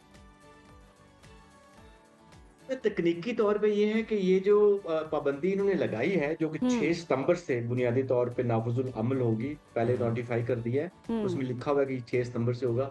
उसमें सिर्फ ऐसे बैग जो प्लास्टिक के ठीक है जी आपको याद होगा कि इससे पहले पंजाब में प्लास्टिक बैग के इस्तेमाल पे मुकम्मल पाबंदी है, ठीक है लेकिन 75 मैक्रून एक इनकी वो है, वो जो बैग हैं यानी कि मोटे और बड़े बैग जो हैं, चाहे वो प्लास्टिक के हों, उनके ऊपर पाबंदी नहीं है। तो हो ये रहा था कि जितनी भी बड़ी दुकानें थी, खास तौर पे जो क्लॉथ मर्चेंट हैं, और अगर आप अंदरून लाहौर में चले जाएं तो ये जो बड़ी बड़ी की दुकानें, तो वो क्या कर रहे थे कि 75 मैक्रोन से बड़े बैग रखे हुए थे उन्होंने, ठीक है और उसके ऊपर एक बिल्डिंग भी चल रही थी, और वो प्लास्टिक के बड़े बैग, तो ये बड़े पैमाने पे इस्तेमाल हो रहा अच्छा था। राय शाहनवाज, हमें जरा ये भी बता दें, वक्त की किल्लत है कि जिस तरह से हम देखते हैं ग्रॉसरी स्टोर्स पर आप जाते हैं, अगर वो उसके ऊपर उनके शॉपिंग बैग के ऊपर प्रिंटिंग नहीं है, और एक आम सारिफ जो है उसका 2-3 बार दिन में पाला पड़ ही जाता है, को घर वालों को भी कोई ना कोई चीज़ याद आ जाती है तो बेचारा दोबारा भी जाता है। तो जितनी बार आप चीज़ लेते हैं, चाहे आप छोटी चीज़ ले रहे हैं, थोड़ा सामान ले रहे हैं ज़्यादा, आपको वो चार्ज करके बैग लेना पड़ता है। कहीं ना कहीं आपको वो तकलीफ ज़रूर देता है कि जनाब बार बार मैं क्यों पैसे दूँ शॉपर के। तो क्या उस पर भी पाबंदी जो है वो आयद होने जा रही है, या वो उसी तरह से मनमानी जारी रखेंगे? मेरा ख्याल है कि उनकी मनमानी अभी तक जारी रहेगी, क्योंकि अभी जो हुक्मनामा आया है ये सिर्फ प्लास्टिक बैग्स है। हाँ, इसके अलावा किसी पे जो है वो सही, यानी कि ये थोड़ा सा मायूस कुन है। वैसे तो प्लास्टिक बैग्स मोस्टली लोगों ने अब कम ही कर दिए हैं, कहीं चंद दुकानों पर नजर आते हैं, और जिस पर अब कानून जो है वो सख्त होने लगा है। बहुत शुक्रिया राय शाहनवाज आपके वक्त का। और वाकई ये थोड़ी सी मेरे लिए भी मायूसी की बात है, जब आप वैसे कहा जाता है अच्छा 3-3 लाख की शॉपिंग कर लेते हैं, एक शॉपर लेने पर मसला हो जाता है। वो क्यों हो जाता है? क्योंकि वो लग रहा होता है कि ये बस एक्स्ट्रा चार्ज, और इतने बड़े ब्रांड है वहां आप देखें, आप वहां से हजारों की शॉपिंग कर रहे होते हैं, टैक्स पे कर रहे होते हैं, फिर आप अलग से वो जो आप ऊपर 20-30-50 आपने देने और हैं। उज़ैर अक्सर ब्रांड्स पर प्राइस लिखी होती 999 रुपीज, और जब आप क्लेम करें कि मेरा 1 रुपया वापस करो, नहीं देते, दिल दुखता है। और ये 1 रुपया रखकर जितने पैसे बना रहे होते हैं और प्लास्टिक बैग्स पर आप चार्ज भी कर रहे होते हैं, तो ये थोड़ी सी पॉलिसी मुझे ब्रांड्स की वजह से समझ नहीं आती है। इस पर दोबारा से गौर करने की जरूरत है, और कोई नोटिस वाकई लेने की जरूरत है बैग्स पर खास तौर पर। और खास तौर पर ये जो ग्रॉसरी स्टोर्स हैं, यहाँ पर भी आपको तवज्जो देने की जरूरत है, क्योंकि हर किसी का दिन में 2-3 बार तो चक्कर लग ही जाता है। और हर का मसला है ये, सुने प्लीज, सबका मसला है, अवामी मसला है ये। और भाई आपको 2-3 चक्कर पे मुझे लेना पड़ता है कि आपके 2-3 चक्कर लगते हैं, तो वही सभी के लग जाते हैं। घर वाले जो देख रहे हैं थोड़े कुछ भी आप लेने जाए ना, तो आपको जनाब वो बैग लेना ही पड़ता है, मजबूरी बन जाती है आपकी। तो इस पर भी खुदारा कोई गौर करें, और लोगों की जेबों से जो थोड़ा बहुत बोझ इस सूरत में भी है, उसको भी कम करने की कोशिश करें। बड़े बोझ का तो वो जनाब जब आपकी मर्जी होगी तभी आप कुछ सोचेंगे। देख लेते हैं प्रोग्राम में, हमारे साथ रहिए। Welcome back. एक बार फिर सरहद पार से नफरत की गूंज सुनाई दी है, जहां भारतीय गुलकार अभिजीत भट्टाचार्य भी इंतहा पसंद RSS की ज़बान बोलने लगे हैं। उन्होंने एक इंटरव्यू में पाकिस्तानी फनकारों के खिलाफ नफरत से भरे अल्फाज में कहा कि वो पाकिस्तानियों को भारत से निकाल देना चाहते हैं। इतनी नफरत, और उज़ैर ये तो लग ही नहीं रहा कि कोई आर्टिस्ट बोल रहा है। अगर कोई ट्रू आर्टिस्ट होता है ना, तो वो तो मोहब्बत का पैगाम देता है। और लगता है भारत में पाकिस्तान से नफरत अब शोहरत हासिल करने का ना कोई हरबा बन चुकी है। तो लगता है कि कोई बीजेपी का लोकल गुंडा मवाली है, एग्जैक्टली। और RSS का ही आप समझ लें कि ये कोई ओहदेदार है जो इस तरह की गुफ्तगू कर रहा है। बिल्कुल। और वाकई ऐसा कोई बयानिया लेकर ये आते हैं और फिर इस तरह का बयान देते हैं, और फिर वायरल होने की स्ट्रेटजी जो कहीं नहीं काउंट हो रहा होता, वो कहता है चलो पाकिस्तान के बारे में कोई मुखालफत में बोल देते हैं, कहीं ना कहीं 4 दिन हाइप तो रहेगी, ट्रेंड में तो रहेंगे, काम भी शायद कोई 2-4 दे दें और इस तरह इनका काम बन जाए। और अदाकारा मिशी खान ने इस बयानिए को जुर्रत के साथ ही आड़े हाथों लिया है। मिशी खान ने अपने वीडियो पैगाम में अभिजीत को मुंह तोड़ जवाब देते हुए वाजे किया कि पाकिस्तान की शोबिज और मौसीकी की सनद अपने बलबूते पर कामयाबी से तरक्की करी, और अभिजीत काम न मिलने के बायस वही जो बात हम करें, महज सस्ती तवज्जो हासिल करने के लिए पाकिस्तानी फनकारों का नाम ले रहे हैं। तो मिशी खान ने क्या कहा है वो भी सुन लेते हैं।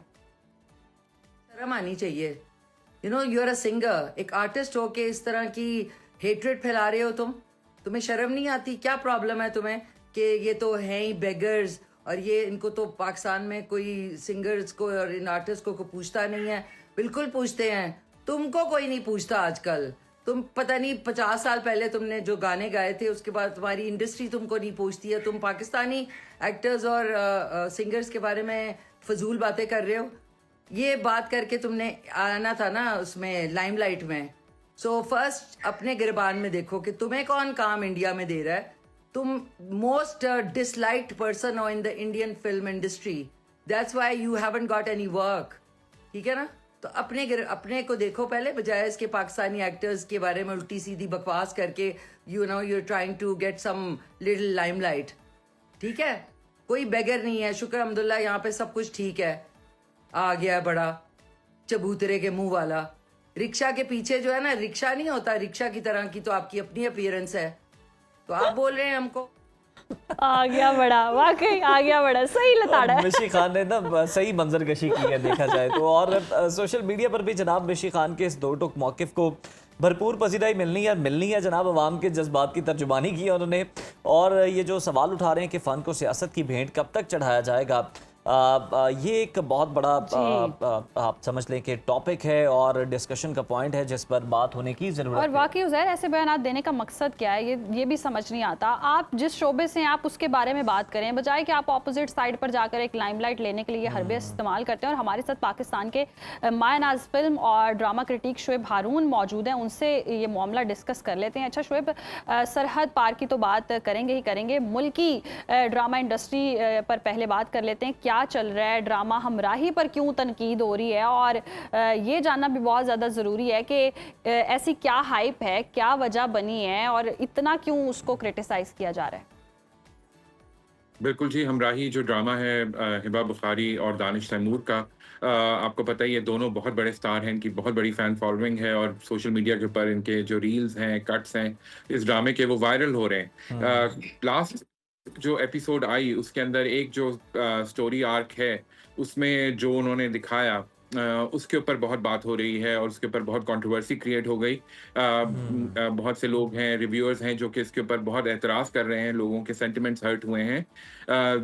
हैरत की बात यह है कि ये खातून का लिखा हुआ ड्रामा है, जंजील ने लिखा है, बहुत जानी मानी हमारी राइटर हैं, लेकिन जहाँ पे बात आती है फीमेल अब्यूज़ की और उसको किस तरह सेंसिटिवली डील करना चाहिए, वहाँ पर आकर कुछ ये ड्रामा जो है वो इस कंट्रोवर्सी का शिकार हुआ जब जो हाजरा यामीन कैरेक्टर प्ले कर रही हैं उसके साथ जब जिनसी ज्यादती होती है तो सेहान जो कि दानिश तैमूर का कैरेक्टर है वो अब्यूज करने वाले के पास जाता है और कहता है अब तुम्हें इस लड़की से शादी करनी पड़ेगी और यही तुम्हारा कफारा होगा। तो इसके ऊपर जो है लोगों को बहुत एतराज हुआ है कि ये किस किस्म का कफारा है कि आप एक जो अब्यूज्ड विक्टिम है उसको उसी के अब्यूजर के साथ शादी की ये आइडिया दे रहे हैं और कह रहे हैं कि ये उसका कफारा होगा। इसके ऊपर लोगों ने बहुत एतराज किया और मैं भी समझता हूँ कि ये एक बहुत गलत मैसेज है। जाहिर है अब्यूजर की जो पेनल्टी है या जो उसकी पनिशमेंट है वो बिल्कुल इस बात से सेपरेट है। विक्टिम को जो है वो सपोर्ट करने की जरूरत है और हम देखते हैं कि यही रवैये और यही सोच जो है जब हमारे मास्टर में ट्रांसलेट होती है तो लोग यही कहते हैं खामोश हो जाओ, चुप हो जाओ, अब्यूजर के साथ ही रिश्ता कर लो ताकि वो जो है वो बात दब जाए, आपके खानदान से बाहर ना जाए। इस किस्म के मैसेजेस देना और वो भी एक खातून राइटर की तरफ से एक बहुत प्रॉब्लमैटिक माइंडसेट को जाहिर करता है। अब्यूजर को किसी भी सूरत किसी किस्म का कफारा ये नहीं हो सकता कि वो जो है वो विक्टिम के साथ अल्टीमेटली शादी कर ले और उसके गुनाह जो है वो माफ हो जाएंगे या उसका कफारा अदा हो जाएगा। ऐसा नहीं होता, ऐसा नहीं होना चाहिए और ये एक बहुत गलत मैसेज ड्रामे के थ्रू गया है। तो मैं हैरान हूँ कि जहाँ पे इतने कंटेंट देखने वाले, कंटेंट डिपार्टमेंट भी होता है, प्रोड्यूसर भी होता है, राइटर भी होता है, डायरेक्टर भी होता है, वहां पर ये किस तरह हो सकता है कि इस तरह का एक मैसेज जाने दिया जाए। और मैं अगेन यही कहूंगा, एक्टर जाहिर है कि वो अपना रोल निभा रहे होते हैं लेकिन वो भी एतराज कर सकते हैं, वो भी ये पूछ सकते हैं। मुझे याद है आपने हिंदुस्तान की इंडस्ट्री की बात की तो मुझे याद है कि शबाना आजमी और समीता पाटिल जैसी फनकाराएं जो थी जो खवातीन के हवाले से बहुत सेंसिटिव रोल करती थी, वो ये कहती थी और उन्होंने अपने इंटरव्यू में कहा है कि हम ये कैरेक्टर देखते हैं, हम देखते हैं उसके डायलॉग्स क्या हैं, उसके बाद हम एग्री करते हैं कि हम ये रोल प्ले करेंगे या नहीं करेंगे। इसमें कहीं खवातीन के कॉज की जो है वो तो कहीं जो है उसको नुकसान तो नहीं पहुंच रहा। तो ये चीजें जो है ये एक्टर्स को भी देख लेनी चाहिए कि ये किस किस्म के कैरेक्टर पे भी हारून इसको देखना चाहिए और खुद भी इस पर बात करनी चाहिए, आवाज उठाई जानी चाहिए। अच्छा हारून, हम ये भी जान लेते हैं, पहले तो हमने हमराही की बात की है क्योंकि वो ज़्यादा इंपॉर्टेंट था और जो लीस्ट इंपॉर्टेंट है चले हम उसकी भी बात कर लेते हैं। अभिजीत, ये इतना जहर क्यों फैला रहे हैं? क्या बॉलीवुड में पाकिस्तान मुखालिफ बयानियाँ अब बूढ़े फनकारों के लिए सस्ती शोहरत और कम बैक का बड़ा आसान फार्मूला बन चुका है? आर्टिस्ट नहीं नार्सिसिस्ट लगे हैं मुझे तो। जी जी बिल्कुल इररेलेवेंट से एक आदमी हैं जिनका एक करियर था या जो भी उनका कंट्रीब्यूशन था, अब वो बिल्कुल जो है वो जाहिर है कि लाइमलाइट उनको चाहिए। वो बिल्कुल आउट हैं, कोई उनसे गाने गवाता नहीं, इंडस्ट्री में भी उनकी कोई खास इज्जत नहीं। और मिशीन खान ने बहुत अच्छा कहा कि रक्षे के मुंह वाला इंसान जो है वो बैठकर जो है वो फिर इस किस्म की बड़ी बड़ी बातें कर रहा है। भाई जिसको अपने मुल्क में अपनी इंडस्ट्री में कोई सुनने को, मानने को, देखने को तैयार नहीं है, बिल्कुल आवाज ऐसे ही है। उनकी जाहिर है कि वही है, लेकिन उनको कोई गाने नहीं दे रहा, तो उनके पास कोई काम नहीं है, तो वो बैठे हैं पॉडकास्ट पे। और मैं हिंदुस्तान कई दफा जा चुका हूं, तो मैं यही अभिजीत से कहूंगा कि जितनी गंदी नालियां मैंने हिंदुस्तान में देखी हैं शायद ही दुनिया के किसी और मुल्क में होंगी। तो वो किन कीड़ों की बात कर रहे हैं? कीड़े तो वो हैं जो कि उन इनके तो नालियों में टॉयलेट्स तक रहते हैं, साफ वहीं नहीं सोते होते, हैं। इतने जी बुरे जी, वहीं गंदे। रहते हैं, वहीं सोते हैं, वहीं खाते हैं, वहीं उनके बच्चे पैदा होते हैं और वही नालियों में ही जो है उनकी जिंदगी गुजर जाती है। तो नाली के कीड़े किसको कहा है उन्होंने? किसको कहा तो है? जाहिर है कि इस बात को इतना ज्यादा अहमियत देने की जरूरत ही नहीं है। जो इंसान इररेलेवेंट हो, जिसका कोई मुकाम बिल्कुल ही ना हो, हारून, अब इस वक्त बिल्कुल बिल्कुल उसको सही कह क्यों रहे हम हैं इतना आप। टाइम भी दें और इतनी अहमियत भी दें कि हम उसके बाद पे रिएक्ट करें। लेकिन मैं ये भी कहूंगा कि ये पाकिस्तानी फनकारों के लिए भी एक मैसेज है, एक पैगाम है, एक सोचने की वजह है कि वो ये देख लें कि ये जो हिंदुस्तान जिसकी तरफ हम जब भी हालात कुछ बेहतर होते हैं तो हम भाग भाग के जाते हैं और कहते हैं कि जी बिल्कुल इज्जत हुआ करती थी, बिल्कुल वो एक और हिंदुस्तान था जिसमें फनकारों की इज्जत होती थी और हम कहते थे कि जी पाकिस्तानी फनकार जब भी जहां वहां जाते हैं तो उनकी बड़ी इज्जत पजीराई होती है। लेकिन अब वो हिंदुस्तान जो है वो बदल चुका है। अब हिंदुस्तान जो है इन्हितात के उस लेवल पे पहुंच चुका है जी। जहां पे एक मेरा ख्याल में मेजर ऑपरेशन क्लीन अप की जरूरत है। हर चीज में अगर कहते हैं गुस्सा और गलाजत, स्पोर्ट्स अगर में, जी स्पोर्ट्स जी में भी, स्पोर्ट्स में स्पोर्ट्स भी में भी हर वो जगह सियासत ही लेकर आते हैं। उनका यही अलमिया है और यही हमने देखा है। और हमें हमारे वाकई फनकारों को भी समझने की जरूरत है। लेकिन ये है कि हमारे गाने फिर भी गा लेते हैं अपने अपने शोज में, अपने स्टेज गाने भी गा लेते हैं, चोरी साहिल भी पर कर खड़े लेते हैं, हो फिल्मों में भी चले चढ़ा जाना। देते हैं। जी, हर चीज तो पाकिस्तान की कॉपी करते हैं और फनकारों को कॉपी करते हैं और फिर कॉपीराइट अगर क्लेम कर दे तो फिर भी इनको मसले होते हैं। अच्छा, हमने देखा भी है नुसरत फतेह अली खान हो और उनसे लेकर गुलाम अली तक ने भारतीय अवाम में देखें बहुत पजीराई उनको मिली और लोग पाकिस्तानी फन को ऐसे देखते थे और पूजते तक थे। मतलब हमने इंडिया में तो ऐसे भी लोग देखे इंतहा पसंद। और नूरजहां का, मैडम मलिका तरन्नुम नूरजहां का, और आप फिर देखें कि लता जी का जो आपस में ताल्लुक था वो कितना बिल्कुल। खूबसूरत। रेशमा जी ने वहां पर गाया। मेहदी हसन साहब जो है वो बहुत माने जाते थे वहां हिंदुस्तान में। फिर उसके बाद फरीदा खानम साहिबा। तो ये हमारे पाकिस्तानी फनकारों, और फिर आप रिसेंट हिस्ट्री में देख लीजिए आतिफ असलम का या राहत फतेह अली खान का बहुत बड़ा कंट्रीब्यूशन है इंडियन फिल्म इंडस्ट्री को अच्छी म्यूजिक देने में, और अच्छी आवाजें, जाहिर है कि उन्होंने उससे भरपूर फायदा उठाया।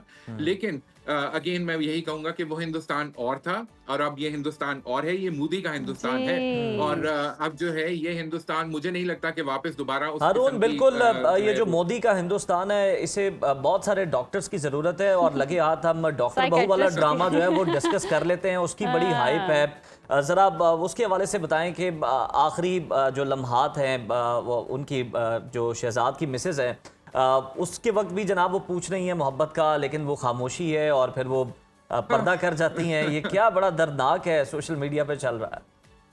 मोहब्बत ऐसे ही होती है उज़ैर, आप भी समझते होंगे इस बात को। आप भी समझते होंगे। और यक तरफा मोहब्बत तो बिल्कुल ऐसी ही होती है कि उसमें दिल टूट जाता है और इंसान जो है वो जिंदगी की बाजी भी हार जाता है। लेकिन जो खूबसूरत पोर्ट्रेयल सबा परवेज ने किया है फरहीन के किरदार का, उसको सलूट है जनाब। क्या खूबसूरत हमारी फनकारा है। मेरे ख्याल में उनका मुकाबला जो है वो मेरिल स्ट्रीप लेवल की फनकारा से किया जा सकता है। या अगर हम कहें अपने हिंदुस्तान में अगर हम बराबर में देखें तो जिस तरह कहते हैं ना शबाना आजमी, मेरे ख्याल में उसके ऊपर भी बात हो सकती है कि शबाना बड़ी फनकारा है या सबा। क्योंकि सबा ने जो कैरेक्टर किया है वो मेरे ख्याल में वाकई अपनी वो एक मास्टर क्लास है एक्टिंग के आर्ट में। तो फुल मार्क्स टू सबा परवेज। किस खूबसूरती से उन्होंने वो एक दिल शिकस्ता इंसान जो होता है ना, जो कि अपनी सारी जिंदगी रायगा होने का अफसोस लेकर इस दुनिया से जाता है, वो किरदार क्या खूबसूरत निभाया है सबा ने। तो बहुत अच्छा लगा। ड्रामे ने बिल्कुल लोगों को अपने साथ जोड़ा हुआ है और अब देखना है कि फरहीन हारून इतना जोड़ा हुआ है कि सरहद पार तक भी जोड़ा हुआ है। सारा अली खान तक जो कुबरा खान की बर्थडे जो है वो सेलिब्रेट कर रही हैं। तो कुछ ना कुछ तो फिर देखें, पाकिस्तानियों जो प्यार करने वाले वो प्यार करने वाले सरहद पार भी बहुत हैं और हमारे ड्रामास को बहुत मेरिट पे है जी मेरिट पर है। हमारा कंटेंट अच्छा है, हमारे फनकार अच्छे हैं, हमारी राइटिंग अच्छी है, हमारी एक्टिंग अच्छी है। उनके ड्रामे आप किसी तौर भी मुकाबला नहीं कर सकते। बिल्कुल पाकिस्तान के ड्रामों उनके के तो साला standards हैं। साल जन्म लेते रहते, मरते रहते, जन्म लेते, वो फिर इंसान बोर हो इंतहाई जाता। टैब्लो लेवल के ड्रामे होते हैं उनके, जी। हमारे ड्रामे में डेप्थ होती है, उसमें इंसानी जज्बात होते हैं और बिल्कुल। उनका खूबसूरत और portrayal हम होता है। देखे ना हारून, हम जज्बात की तर्जुमानी ओएसटी में करते हैं और उनकी 1 घंटे की किस्में आधे घंटे की धुम तनाना रसोड़े में कौन बिल्कुल बिल्कुल। इधर से गिरती है, वो साल बाद जाके पहुंचती है। जी जी, वो दुपट्टा साड़ी जो है वो गले में लिपट जाती है और उसी से दम घुट जाता है। लेकिन जो अगेन हमारे ड्रामों में जो रियलिज्म नजर आता है वो सिर्फ उसकी ख्वाहिश ही कर सकते हैं। बिल्कुल। तो ये बिल्कुल बहुत खूबसूरत ड्रामा और खूबसूरत बहुत ड्रामा है। पजीराई दोनों तरफ से बिल्कुल, मिल रही है इसको। बिल्कुल। जहां जहां उर्दू बोली समझी जाती जी। है, यूरोप में भी हो, अमेरिका में भी हो, जहां पाकिस्तानी बकते हैं, जहां उर्दू बोलने समझने वाले लोग हैं, वो हम पाकिस्तानी ड्रामों को बहुत शौक से बहुत देखते हैं। ज़्यादा, बिल्कुल ऐसे ही पसंद भी करते हैं। बहुत शुक्रिया हारून आपके वक्त का, और वाकई ऐसा है भी, और पाकिस्तानी आर्टिस्ट हैं, बहुत ही काबिल हैं, और ड्रामास खास तौर पर पूरी दुनिया में लोग बहुत शौक से देखते हैं, पजीराई मिलती है, और इंडियंस बहुत ज़्यादा देखते हैं और बहुत फ़ैन है। चाहे आप जितने ब्लॉक कर लें अकाउंट्स और चीज़ें, लोग VPN लगा कर भी देखते हैं, इतने इतने फ़ैन है। और मैंने देखा भी है कि किसी एक न्यूट्रल पॉइंट पर जाकर ये लोग मिलते भी हैं और इंडिया के आप गैदरिंग्स भी करते देखें हैं। फिक्शन ज्यादा है, लगता है ड्रामे के अंदर ड्रामा चल रहा है, और पाकिस्तान में आप देखें तो साल। रियलिस्टिक अप्रोच है जो बिल्कुल माशरे के अंदर हो रहा है, जो हो रहा है, अवामी बिल्कुल मसाइल ऐसे ही हैं है। उस पे बेस करते हुए उससे रेलिवेंट जो है वो ड्रामास बनाए जाते हैं। तो फिर हमारे जो फनकार हैं वो भी बड़ा अच्छा परफॉर्म करते हैं, इसलिए पूरी दुनिया में जनाब पाकिस्तानी ड्रामास जो हैं उनको फेवरेट जो समझा भी जाता है और बड़े शौक से देखा भी जाता है, और उसकी व्यूअरशिप के जो रिकॉर्ड है वो जनाब सबके सामने है, आप जाके देख भी सकते हैं। और इंडिया के ड्रामास जो हैं उनकी ड्रामा इंडस्ट्री कहाँ पर है, वो भी ड्रामा आपके तो सामने। ड्रामा, हमारे गाने भी स्पॉटिफाई उठा के No देख doubt। लें, यूट्यूब उठा कर देख लें, हर जगह टॉप ट्रेंड पर पाकिस्तानी गाने चल रहे हैं। तो बस आप देख लें, फनकार भी हमारे बहुत काबिल हैं, और हमारी आर्ट कहाँ स्टैंड कर रही है और इंडिया कहाँ स्टैंड कर रहा है, ये सबको पता है, पूरी दुनिया और को वहाँ समझ ये आ जिसने चुकी है। बयान दिया अभिजीत, ये बड़े इररेलेवेंट है, और ये तो बड़े अरसे बाद मुझे लगता है कि पता नहीं किसी पेटी से बाहर निकले जिस तरह वो सर्दियों में पेटी खुलती है और फिर खारिश भी होना शुरू हो जाती है गलती से कपड़ा, तो ये भी वही है। तो बस ये वहां से निकले हैं और उनको जनाब, खारिश हालांकि आप देखें जो मौजूदा इस वक्त फनकार हैं जो ट्रेंडिंग में इंडिया के, वो बड़ा मोहब्बत करते हैं पाकिस्तानी फनकारों के साथ, मैं और वही तो आपस में बता रही हूँ बड़े आपको। अच्छे रिलेशन भी हैं, सोशल मीडिया पर भी एक दूसरे को प्रेस कर रहे होते हैं, अप्रिशिएट कर रहे होते हैं। तो इस तरह के लोगों पर तवज्जो देने की तवज्जो हमें देने की जरूरत नहीं, जरूरत कान नहीं है। भरने और की भी मिशी जरूरत खान ने आप समझे कि सबकी तरफ से जवाब दे जवाब दिया, दे आपने नहीं देना, आपने बस चिल करना है। और हम ब्रेक लेते हैं, ब्रेक से वापस आते हैं। मेरे आप ख्याल हमारे से साथ मौसम नहीं हम डिस्कस कर लेते हैं। आज मौसम पहले बता दिया वेदर जाए। वेदर ब्रेक लेने से चले, पहले मेरा I think ख्याल है weather पहले weather discuss जो है कर वो जान लेते हैं लिया और देखते हैं कि मुख्तलिफ शहरों में क्या दर्जा हरारत रहने वाला है।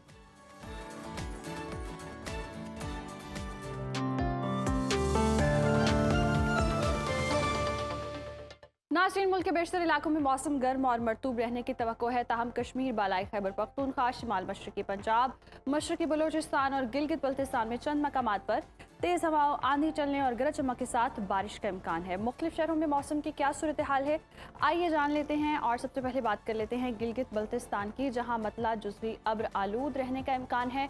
गिलगित में ज़्यादा से ज़्यादा दर्जा हरारत हम देख रहे हैं 28 और कम से कम 16 डिग्री रहने की तवक्को है।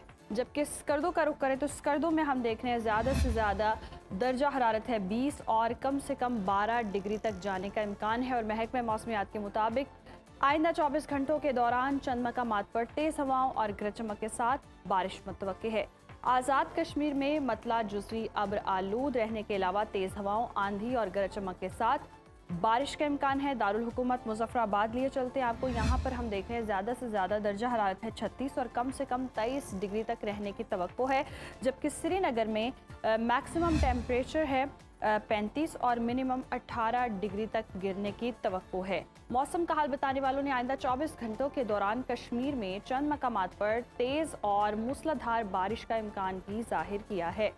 मेज़बानों की धरती खैबर पख्तूनख्वा का रुख करेंगे। यहाँ पर हम देख रहे हैं सूबे के बेशतर अजला में मौसम गर्म और मरतूब रहने का इम्कान है। सूबाई दारुल हुकूमत पेशावर लिए चलते हैं आपको। पेशावर में ज़्यादा से ज़्यादा दर्जा हरारत है 40 और कम से कम 30 डिग्री तक रहने का इम्कान है। जबकि सवात, जिसे पाकिस्तान का स्विट्ज़रलैंड भी कहते हैं, यहाँ पर हम देख रहे हैं मैक्सिमम टेम्परेचर है 28 और मिनिमम 15 डिग्री तक जाने की तवक्को है। ताहम बादस दोपहर सवात, कोहिस्तान, दीर, शांगला, बडग्राम, मानसहरा, एबटाबाद, टांग, वज़ीरिस्तान और पारा चन्नार में चंद मकामात पर तेज हवाओं, आंधी और गरज चमक के साथ बारिश हो सकती है। 5 दरियाओं की सरजमीन पंजाब के मौसम पर नजर डालते हैं। यहाँ पर हम देख रहे हैं सूबे के बेशतर अजला में मौसम गर्म और शदीद हब्स रहने का इम्कान है।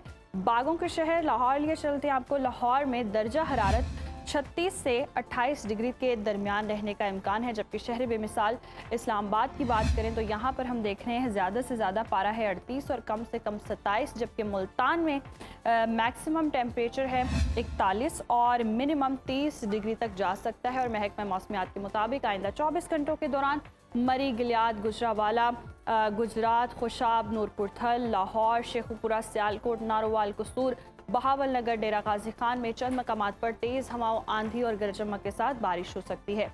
कुदरती ज़खायर से मालामाल सूबे बलूचिस्तान की बात कर लेते हैं। यहाँ पर हम देख रहे हैं बेशतर अजला में मौसम गर्म, जबकि दिन के दौरान वस्ती अजला में शदीद गर्म रहने का इम्कान है। कोयटा का रुख करेंगे। कोयटा में दर्जा हरारत ज़्यादा से ज़्यादा है 36 और कम से कम 19 डिग्री तक जा सकता है। और महकमा मौसमियात के मुताबिक शाम में योब, बारखान, मुसाकिल, सिब्बी, कोहलो, खुजदार, आवरान और गिरदोनवाह में चंद मकामात पर तेज़ हवाओं, आंधी और गरज चमक के साथ बारिश हो सकती है। आखिर में हमेशा की तरह बात करेंगे सूबा सिंध की। यहाँ पर हम देख रहे हैं सूबे के बेशतर अजला में मौसम गर्म और हब्स रहने का इम्कान है।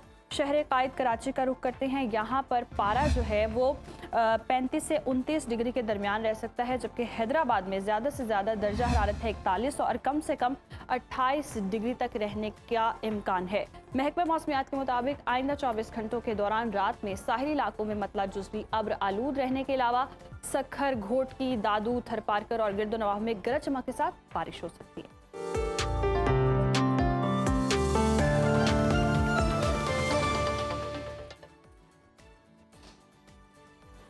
तो नाज़रीन, मौसम की सूरत हाल आपने जान ली है और हम आप लोगों को बता चुके हैं कि जनाब किस शहर में दर्जा हरारत क्या रहने वाला है, कहाँ बारिशें बरसेंगी और कहाँ सूरज जो है वो आंखें दिखाएगा, सूरज अपनी चमक बरकरार रखेगा। लेकिन आपके बालों की चमक का ख्याल कैसे रखना है, हम आपको ब्रेक के बाद बताएंगे। ब्रेक के बाद बताएंगे। देखते रहिए सुनो पाकिस्तान।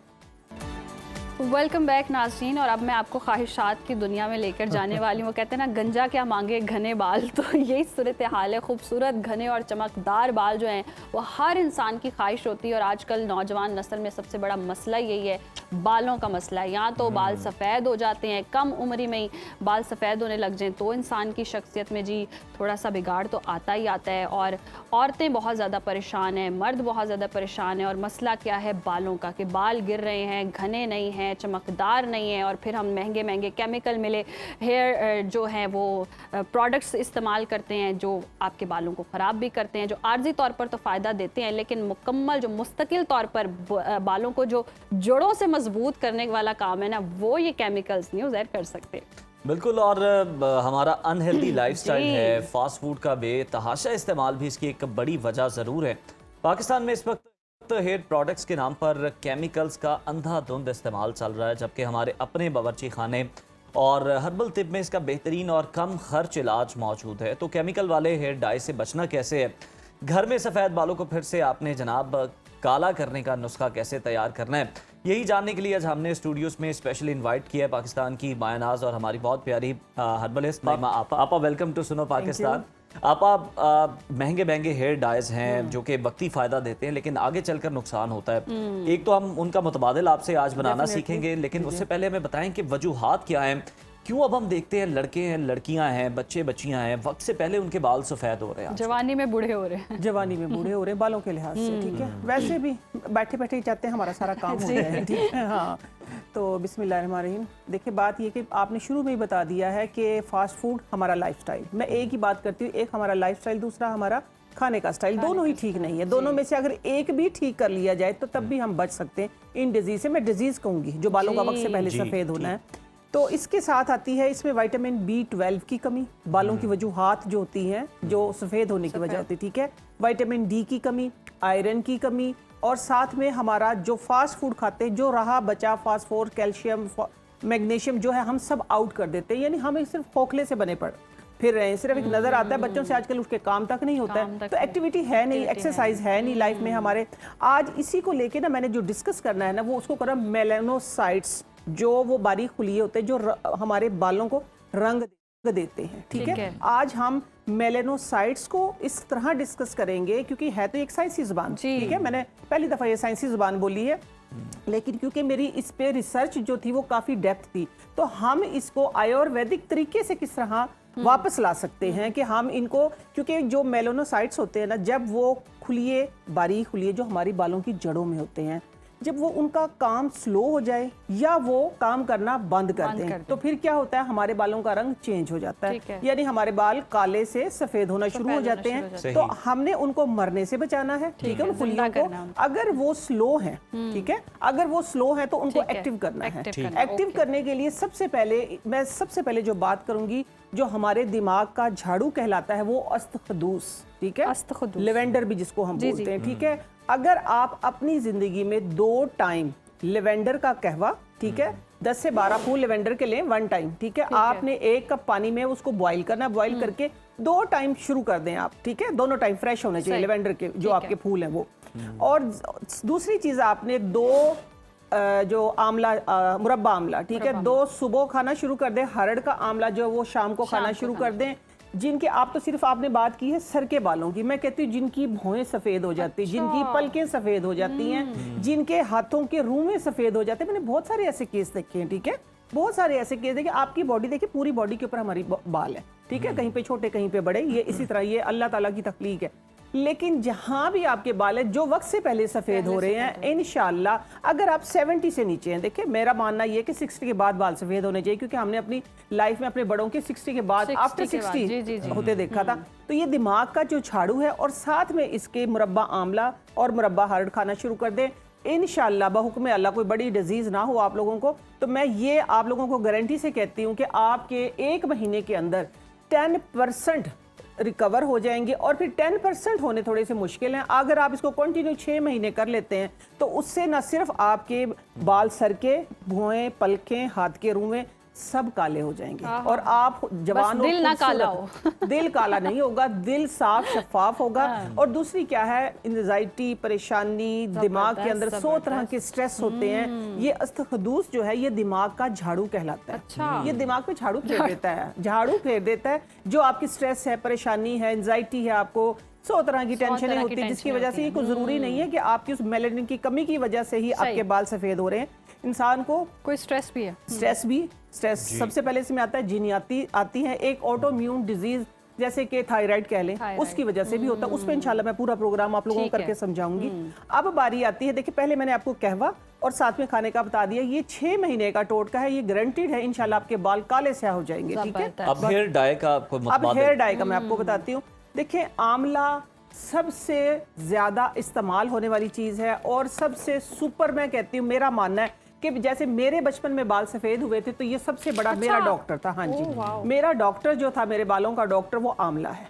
आंवला, अरीठा, सिकाकाई। अरीठा जो है वो सोप के लिए इस्तेमाल किया जाता है, नो डाउट बालों की नरिशमेंट के लिए बहुत अच्छा है। लेकिन अगर बालों को काला करने की बात की जाए तो आंवला। मेरे बहुत बचपन में बाल सफेद हो गए थे, ठीक है, हाँ जी, वो तकरीबन 8-10 साल की उम्र में 80% भी रहे तो उसकी वजह से भी हो जाते हैं। लेकिन मुझे तो ना कोई जुकाम हुआ था, ना कुछ हुआ था, अचानक से बाल सफेद हो गए थे, बाल काले हो गए थे। हाँ, तकरीबन आप ये कहें कि जब मैं 8 से 10 साल की थी तो मेरे 80% बाल जो थे वो सफेद थे, ठीक है। और जब मैं फिर 40 साल की हुई, 40 साल तक मीन्स के, फिर 16 साल की उम्र में मेरे स्याह काले हो गए, और 40 साल तक इनका असर रहा। इनका असर क्या हुआ कि मेरे 20% बाल जो थे वो सिर्फ सफेद थे और 80% काले थे 40 साल की उम्र में, ठीक है। अभी अल्हम्दुलिल्लाह बस ये कि 1 साल से मैंने हल्का सा डाई, वो भी वक्त जरूरत इस्तेमाल करना शुरू किया, वरना मैं डाई नहीं करती, ठीक है। हाँ, जो किया वो मैंने बता दिया आप लोगों को। तो इसका इस्तेमाल कैसे करना है आप लोगों ने, मैं मुख्तलिफ तरीके से इसका इस्तेमाल करती हूँ। बचपन में हम जो करते थे, मैं अपनी बचपन की रेमेडी आप लोगों के साथ शेयर कर दूं।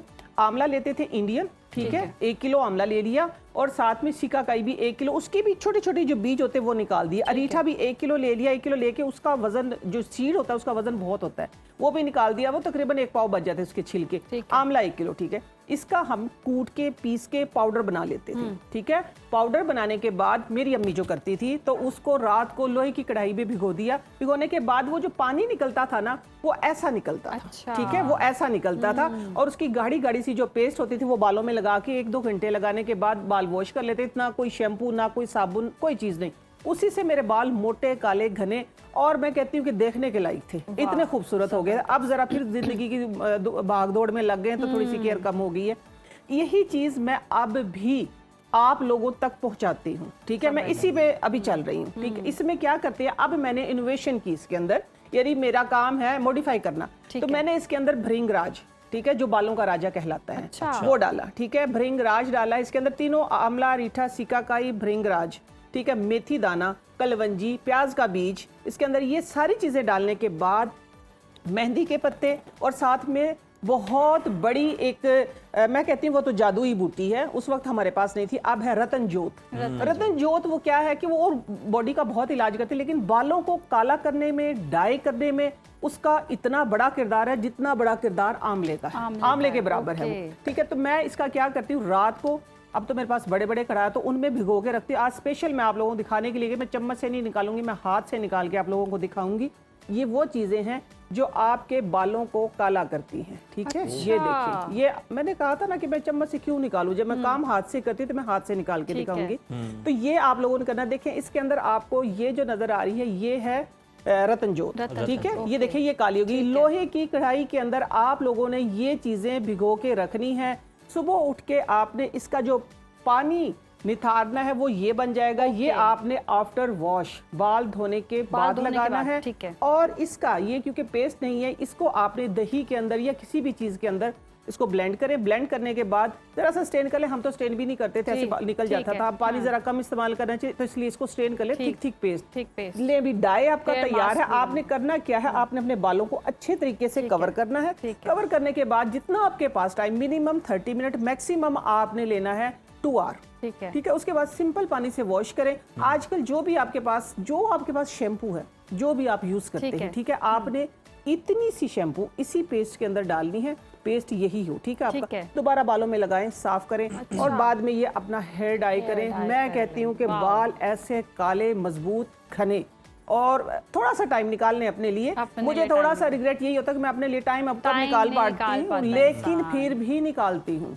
मुझे हेयर डाई से डर लगता है। बहुत केस हमने सुने हैं कि भौहें सफेद हो रही हैं। भौहें सफेद ज्यादातर जो मेरे तजर्बे में है वो ये होती हैं कि जब हम हेयर डाई लगाते हैं, वो क्या होता है, वो केमिकल होता है। जब वॉश करते हैं तो वो आता है इधर से, उनकी पलकें भी, उनकी भौहें भी सफेद होना शुरू हो जाती है। तो आपने खदूस का कहवा पीना है, आंवला हरड़ का मुरब्बा खाना है, और साथ में आपने ये वाला पेस्ट और ये वाला करें। मैं कहती हूँ सवाल ही पैदा नहीं होता कि आपके बाल सफेद हो जाएं, ठीक है। हमने क्या करना है कि हमने मेलानोसाइट्स पे काम करना है। ये वो चीजें हैं सारी की सारी कि जो आपके उन खुलियात को एक्टिव करेगी। जब अपना काम करेंगे तो आपके बाल सफेद नहीं होंगे। ये बात सिर्फ इतनी सी थी समझने की। अगली बात आती है ऑयल बनाने की। ये देखिए ये ऑयल बना हुआ है, ठीक है।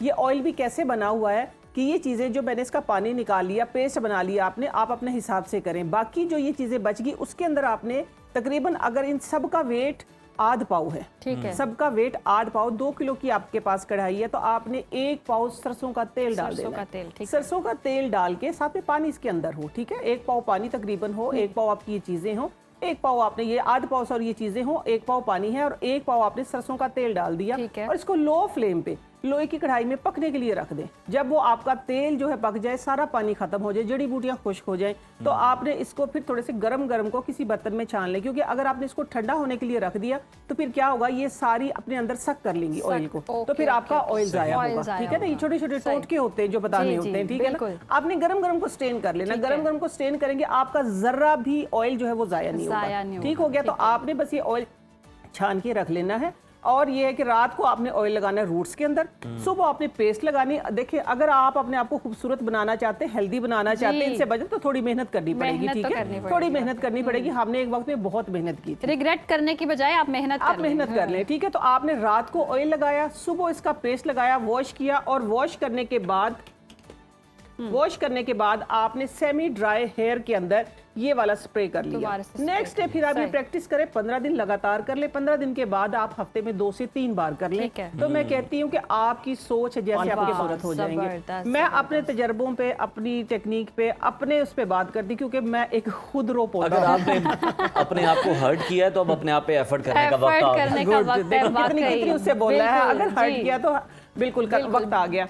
अब अगली चीज मैं आपको बताऊं कि ये आप लोगों को हर्ब्स नजर आ रही हैं, जी, ठीक है। ये है पीली सरसों, ठीक हो गया। ये है रोजमेरी, ठीक है। रोजमेरी के साथ इसके अंदर है क्लोव, क्लोव के साथ है आंवला। ठीक है। अगर आप ये काम नहीं कर सकते, आप कहते हैं मेरे पास लोहे की कढ़ाई नहीं, तो मैंने बहाना आपका कोई नहीं छोड़ना, ठीक है। आप लोगों ने करना ये है कि देखिए ये राईदाना है, आंवला है, रोजमेरी है और क्लोव है, ये 4 चीजें हैं। इसके अंदर चाहे तो प्याज का बीज कहीं से मिल जाए तो डाल लें, प्याज के पत्ते नहीं, प्याज का बीज, ठीक है। ये आपने फाइन पाउडर बना लेना है, ठीक है, फाइन पाउडर, ठीक है।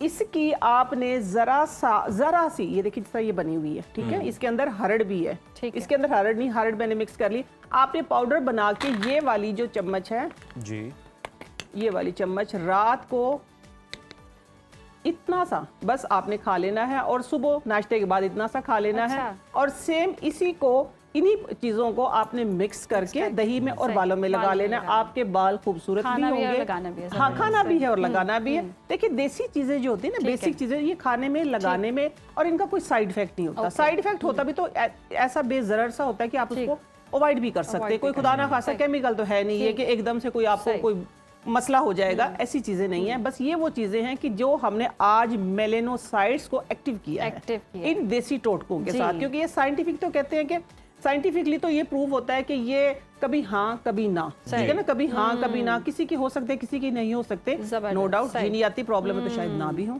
जीनियाती प्रॉब्लम। आप आपने सुस्ती को डीएक्टिवेट करके ना मेलेनोसाइट को एक्टिवेट कर दिया, ये बहुत अच्छी बात है, बहुत शुक्रिया। और हमें भी मोटिवेट किया कि बालों पर थोड़ी तवज्जो दें और ये केमिकल लगे शैम्पू जो हैं, केमिकल हेयर डाइज जो हैं, वो इस्तेमाल करने के बजाय हर्बल नुस्खे अपनाएं तो बाल हेल्दी और शाइनी और घने और सफ़ेद होने से भी बचा सकते हैं। आप तो काले बाल बनाने का ज़बरदस्त नुस्खा था। फीडबैक जरूर दीजिएगा। अभी वक्त है ब्रेक का, देखते रहिए सुनो पाकिस्तान। एक बार फिर से प्रोग्राम में आपको खुशामदीद कहते हैं। और नाज़रीन, पाकिस्तान में इस वक्त बेरोज़गारी और मुआशी मुश्किलात के दौर में इंटरनेट और सोशल मीडिया जो है वो नौजवानों के लिए एक बहुत बड़ी उम्मीद है।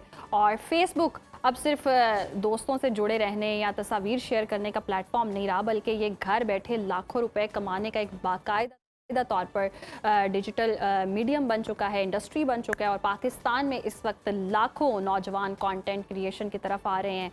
और अफसोस की बात लेकिन ये है कि नए क्रिएटर्स जो हैं वो फेसबुक की सख्त पॉलिसीज़ और बैंकिंग मामलात और इसके साथ साथ एल्गोरिदम की बारीकियों से नावाकिफ होने की वजह से महीनों की मेहनत चंद दिनों में ज़ाया भी कर देते हैं। और ज़्यादातर लोग शॉर्टकट के चक्कर में रहते हैं, वॉच टाइम और फॉलोअर्स को ख़रीदते हैं या दूसरों का कॉपीराइट कंटेंट इस्तेमाल करते हैं, जिससे पेज मोनेटाइज होने की बजाय हमेशा के लिए ब्लॉक हो जाता है। तो सवाल ये कि फेसबुक से कमाई का दुरुस्त, कानूनी और महफूज तरीका क्या है?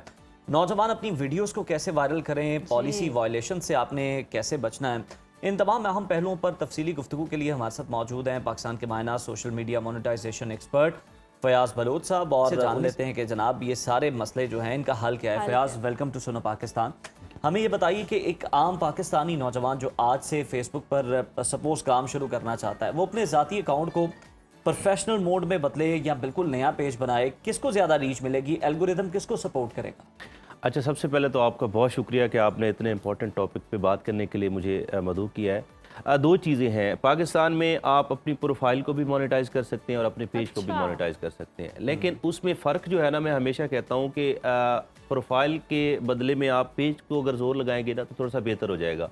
प्रोफेशनली ग्रो भी ज़्यादा करता है, एल्गोरिदम भी उसे ज़्यादा सपोर्ट करता है और पेज की रीच भी ज़्यादा होती है और कंपैरेटिवली पेज सेफ भी ज़्यादा होता है, क्योंकि आपकी प्रोफाइल पे आप अकेले ऐड बने।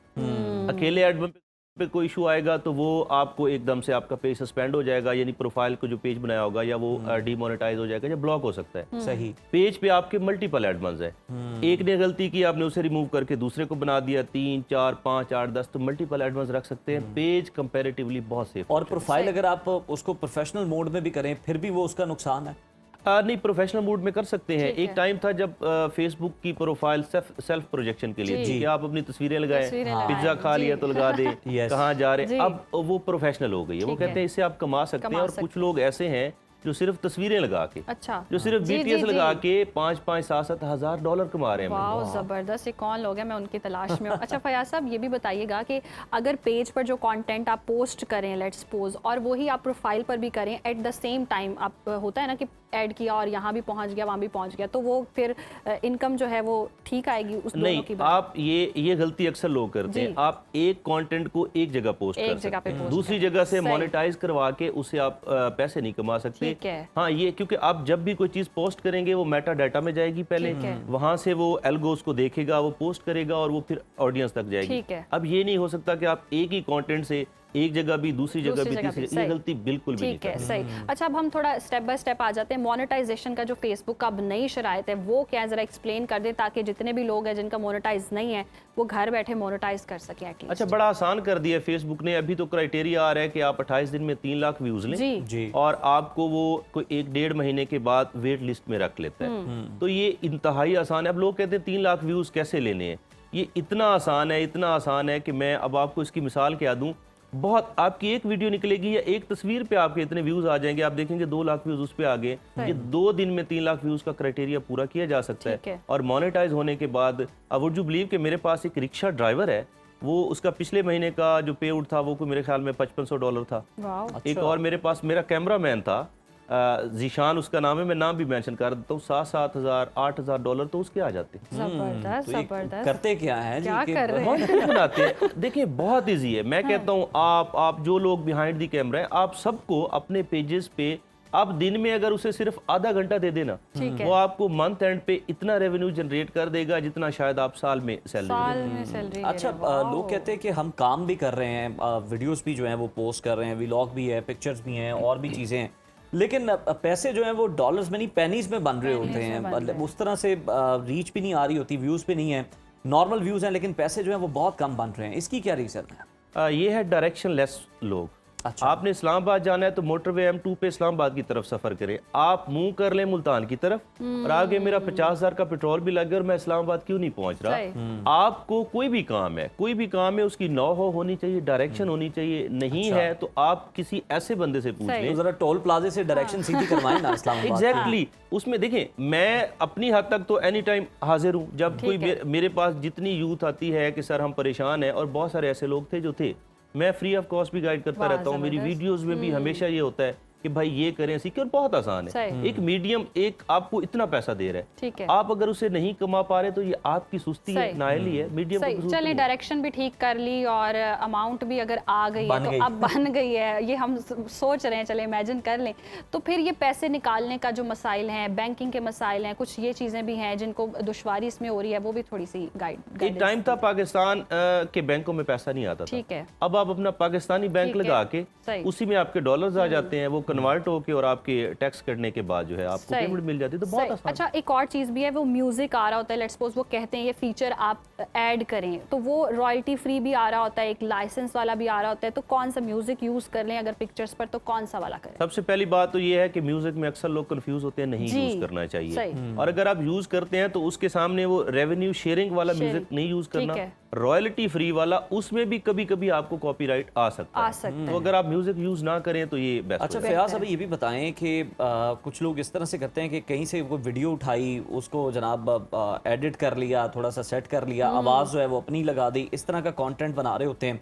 तो इसको फेसबुक किस तरह से डिटेक्ट करता है और फिर इनके खिलाफ किस तरह से कार्रवाई करता है? मेटा डेटा में चीज़ें मौजूद होती हैं। जैसे ही कोई तस्वीर या पोस्ट एक दो पोस्ट होगी, बेशक डिलीट भी होगी। ये ऐसे ही है कि आप किसी के घर पे कलर करके और अपनी तख्ती लगा दे कि घर मेरा हो गया, तो वो आपका कभी भी नहीं होगा। अच्छा, थोड़ा सा कंटेंट के हवाले से भी हमें गाइड कर दें, किस किस्म का कंटेंट पोस्ट करें, रीच बेहतर हो सकती है, व्यूज ज्यादा आ सकते हैं, क्योंकि हम अक्सर देखते हैं लोग एफर्ट करे जा रहे हैं, जिस तरह से आप भी बता रहे हैं डायरेक्शन लेस हैं, एफर्ट करें लेकिन व्यूज नहीं आ रहे हैं, कमाई नहीं बन पा रही। किस किस्म का कंटेंट पोस्ट करना चाहिए? एल्गोरिदम किस चीज को सपोर्ट? अच्छा, कंटेंट कोई भी बिकता है, ठीक है, लेकिन आपका एफर्टलेस कंटेंट ना हो, उसमें आप कोई ना कोई वैल्यू प्रोवाइड कर रहे हैं। और मैं आ रहा सी ते जा रहा सी वाला आप टाइम नहीं रहा। अब आप कुछ भी वैल्यू प्रोवाइड करेंगे, इवन कि एक ड्राइवर भी है ना, वो बताता है कि ड्राइविंग स्किल्स इस तरह होती हैं, इस तरह एक्सीडेंट से बचा जा सकता है, कुछ भी बिकता है, कोई भी कंटेंट। अच्छा फयाज, हमें ये बताएं कि फिर क्या होना चाहिए अगर आपकी प्रोफाइल है वो मोनेटाइज है, तो आपको उस पर किस किस्म का कंटेंट जो है वो अपलोड करना चाहिए? रील्स अपलोड करनी चाहिए, व्लॉग अपलोड करने चाहिए, पोस्ट लगानी चाहिए, पिक्चर्स वही आपको वो लगानी चाहिए,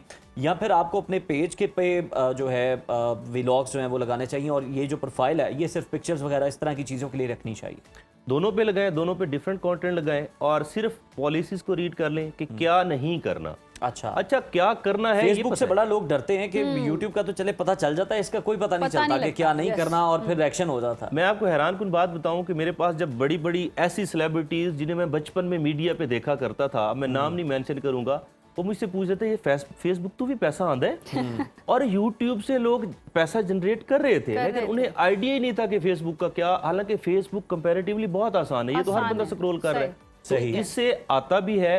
आप प्रोफाइल पे भी कर सकते हैं, डिफरेंट कंटेंट करें, आप उस पे भी कर सकते हैं और दोनों पे कर सकते हैं, दोनों से आप सही। अच्छा, कुछ लोग होते हैं जो यूट्यूब पर अगर कंटेंट डाल रहे हैं तो उसी का कुछ हिस्सा जो है वो फेसबुक पर भी डाल देते हैं एट द सेम टाइम। वो यूट्यूब वाली वीडियो और फेसबुक पर भी आ रही है, उसका क्या क्राइटेरिया? कुछ हिस्सा नहीं, उसका पूरा हिस्सा डालें। डिफरेंट मीडियम्स है ना, आप फेसबुक पे भी डालें, टिकटॉक पे भी डालें और यूट्यूब पे भी डालें, तीनों पे एक ही टाइम में एक वीडियो डाली जा सकती है। और इसका कोई एल्गोरिदम है जो 3 मिनट्स वाली वीडियो को सपोर्ट करता है? शॉर्ट रील्स बनानी चाहिए या फिर 8 मिनट्स वाली, वही जो क्राइटेरिया? आपकी वीडियो जितनी इंटरेस्टिंग होगी, जितना वो व्यूअर को अट्रैक्ट करेगी। मैं हमेशा कहता हूं कि आप क्रिएटर बनने से पहले व्यूअर बने।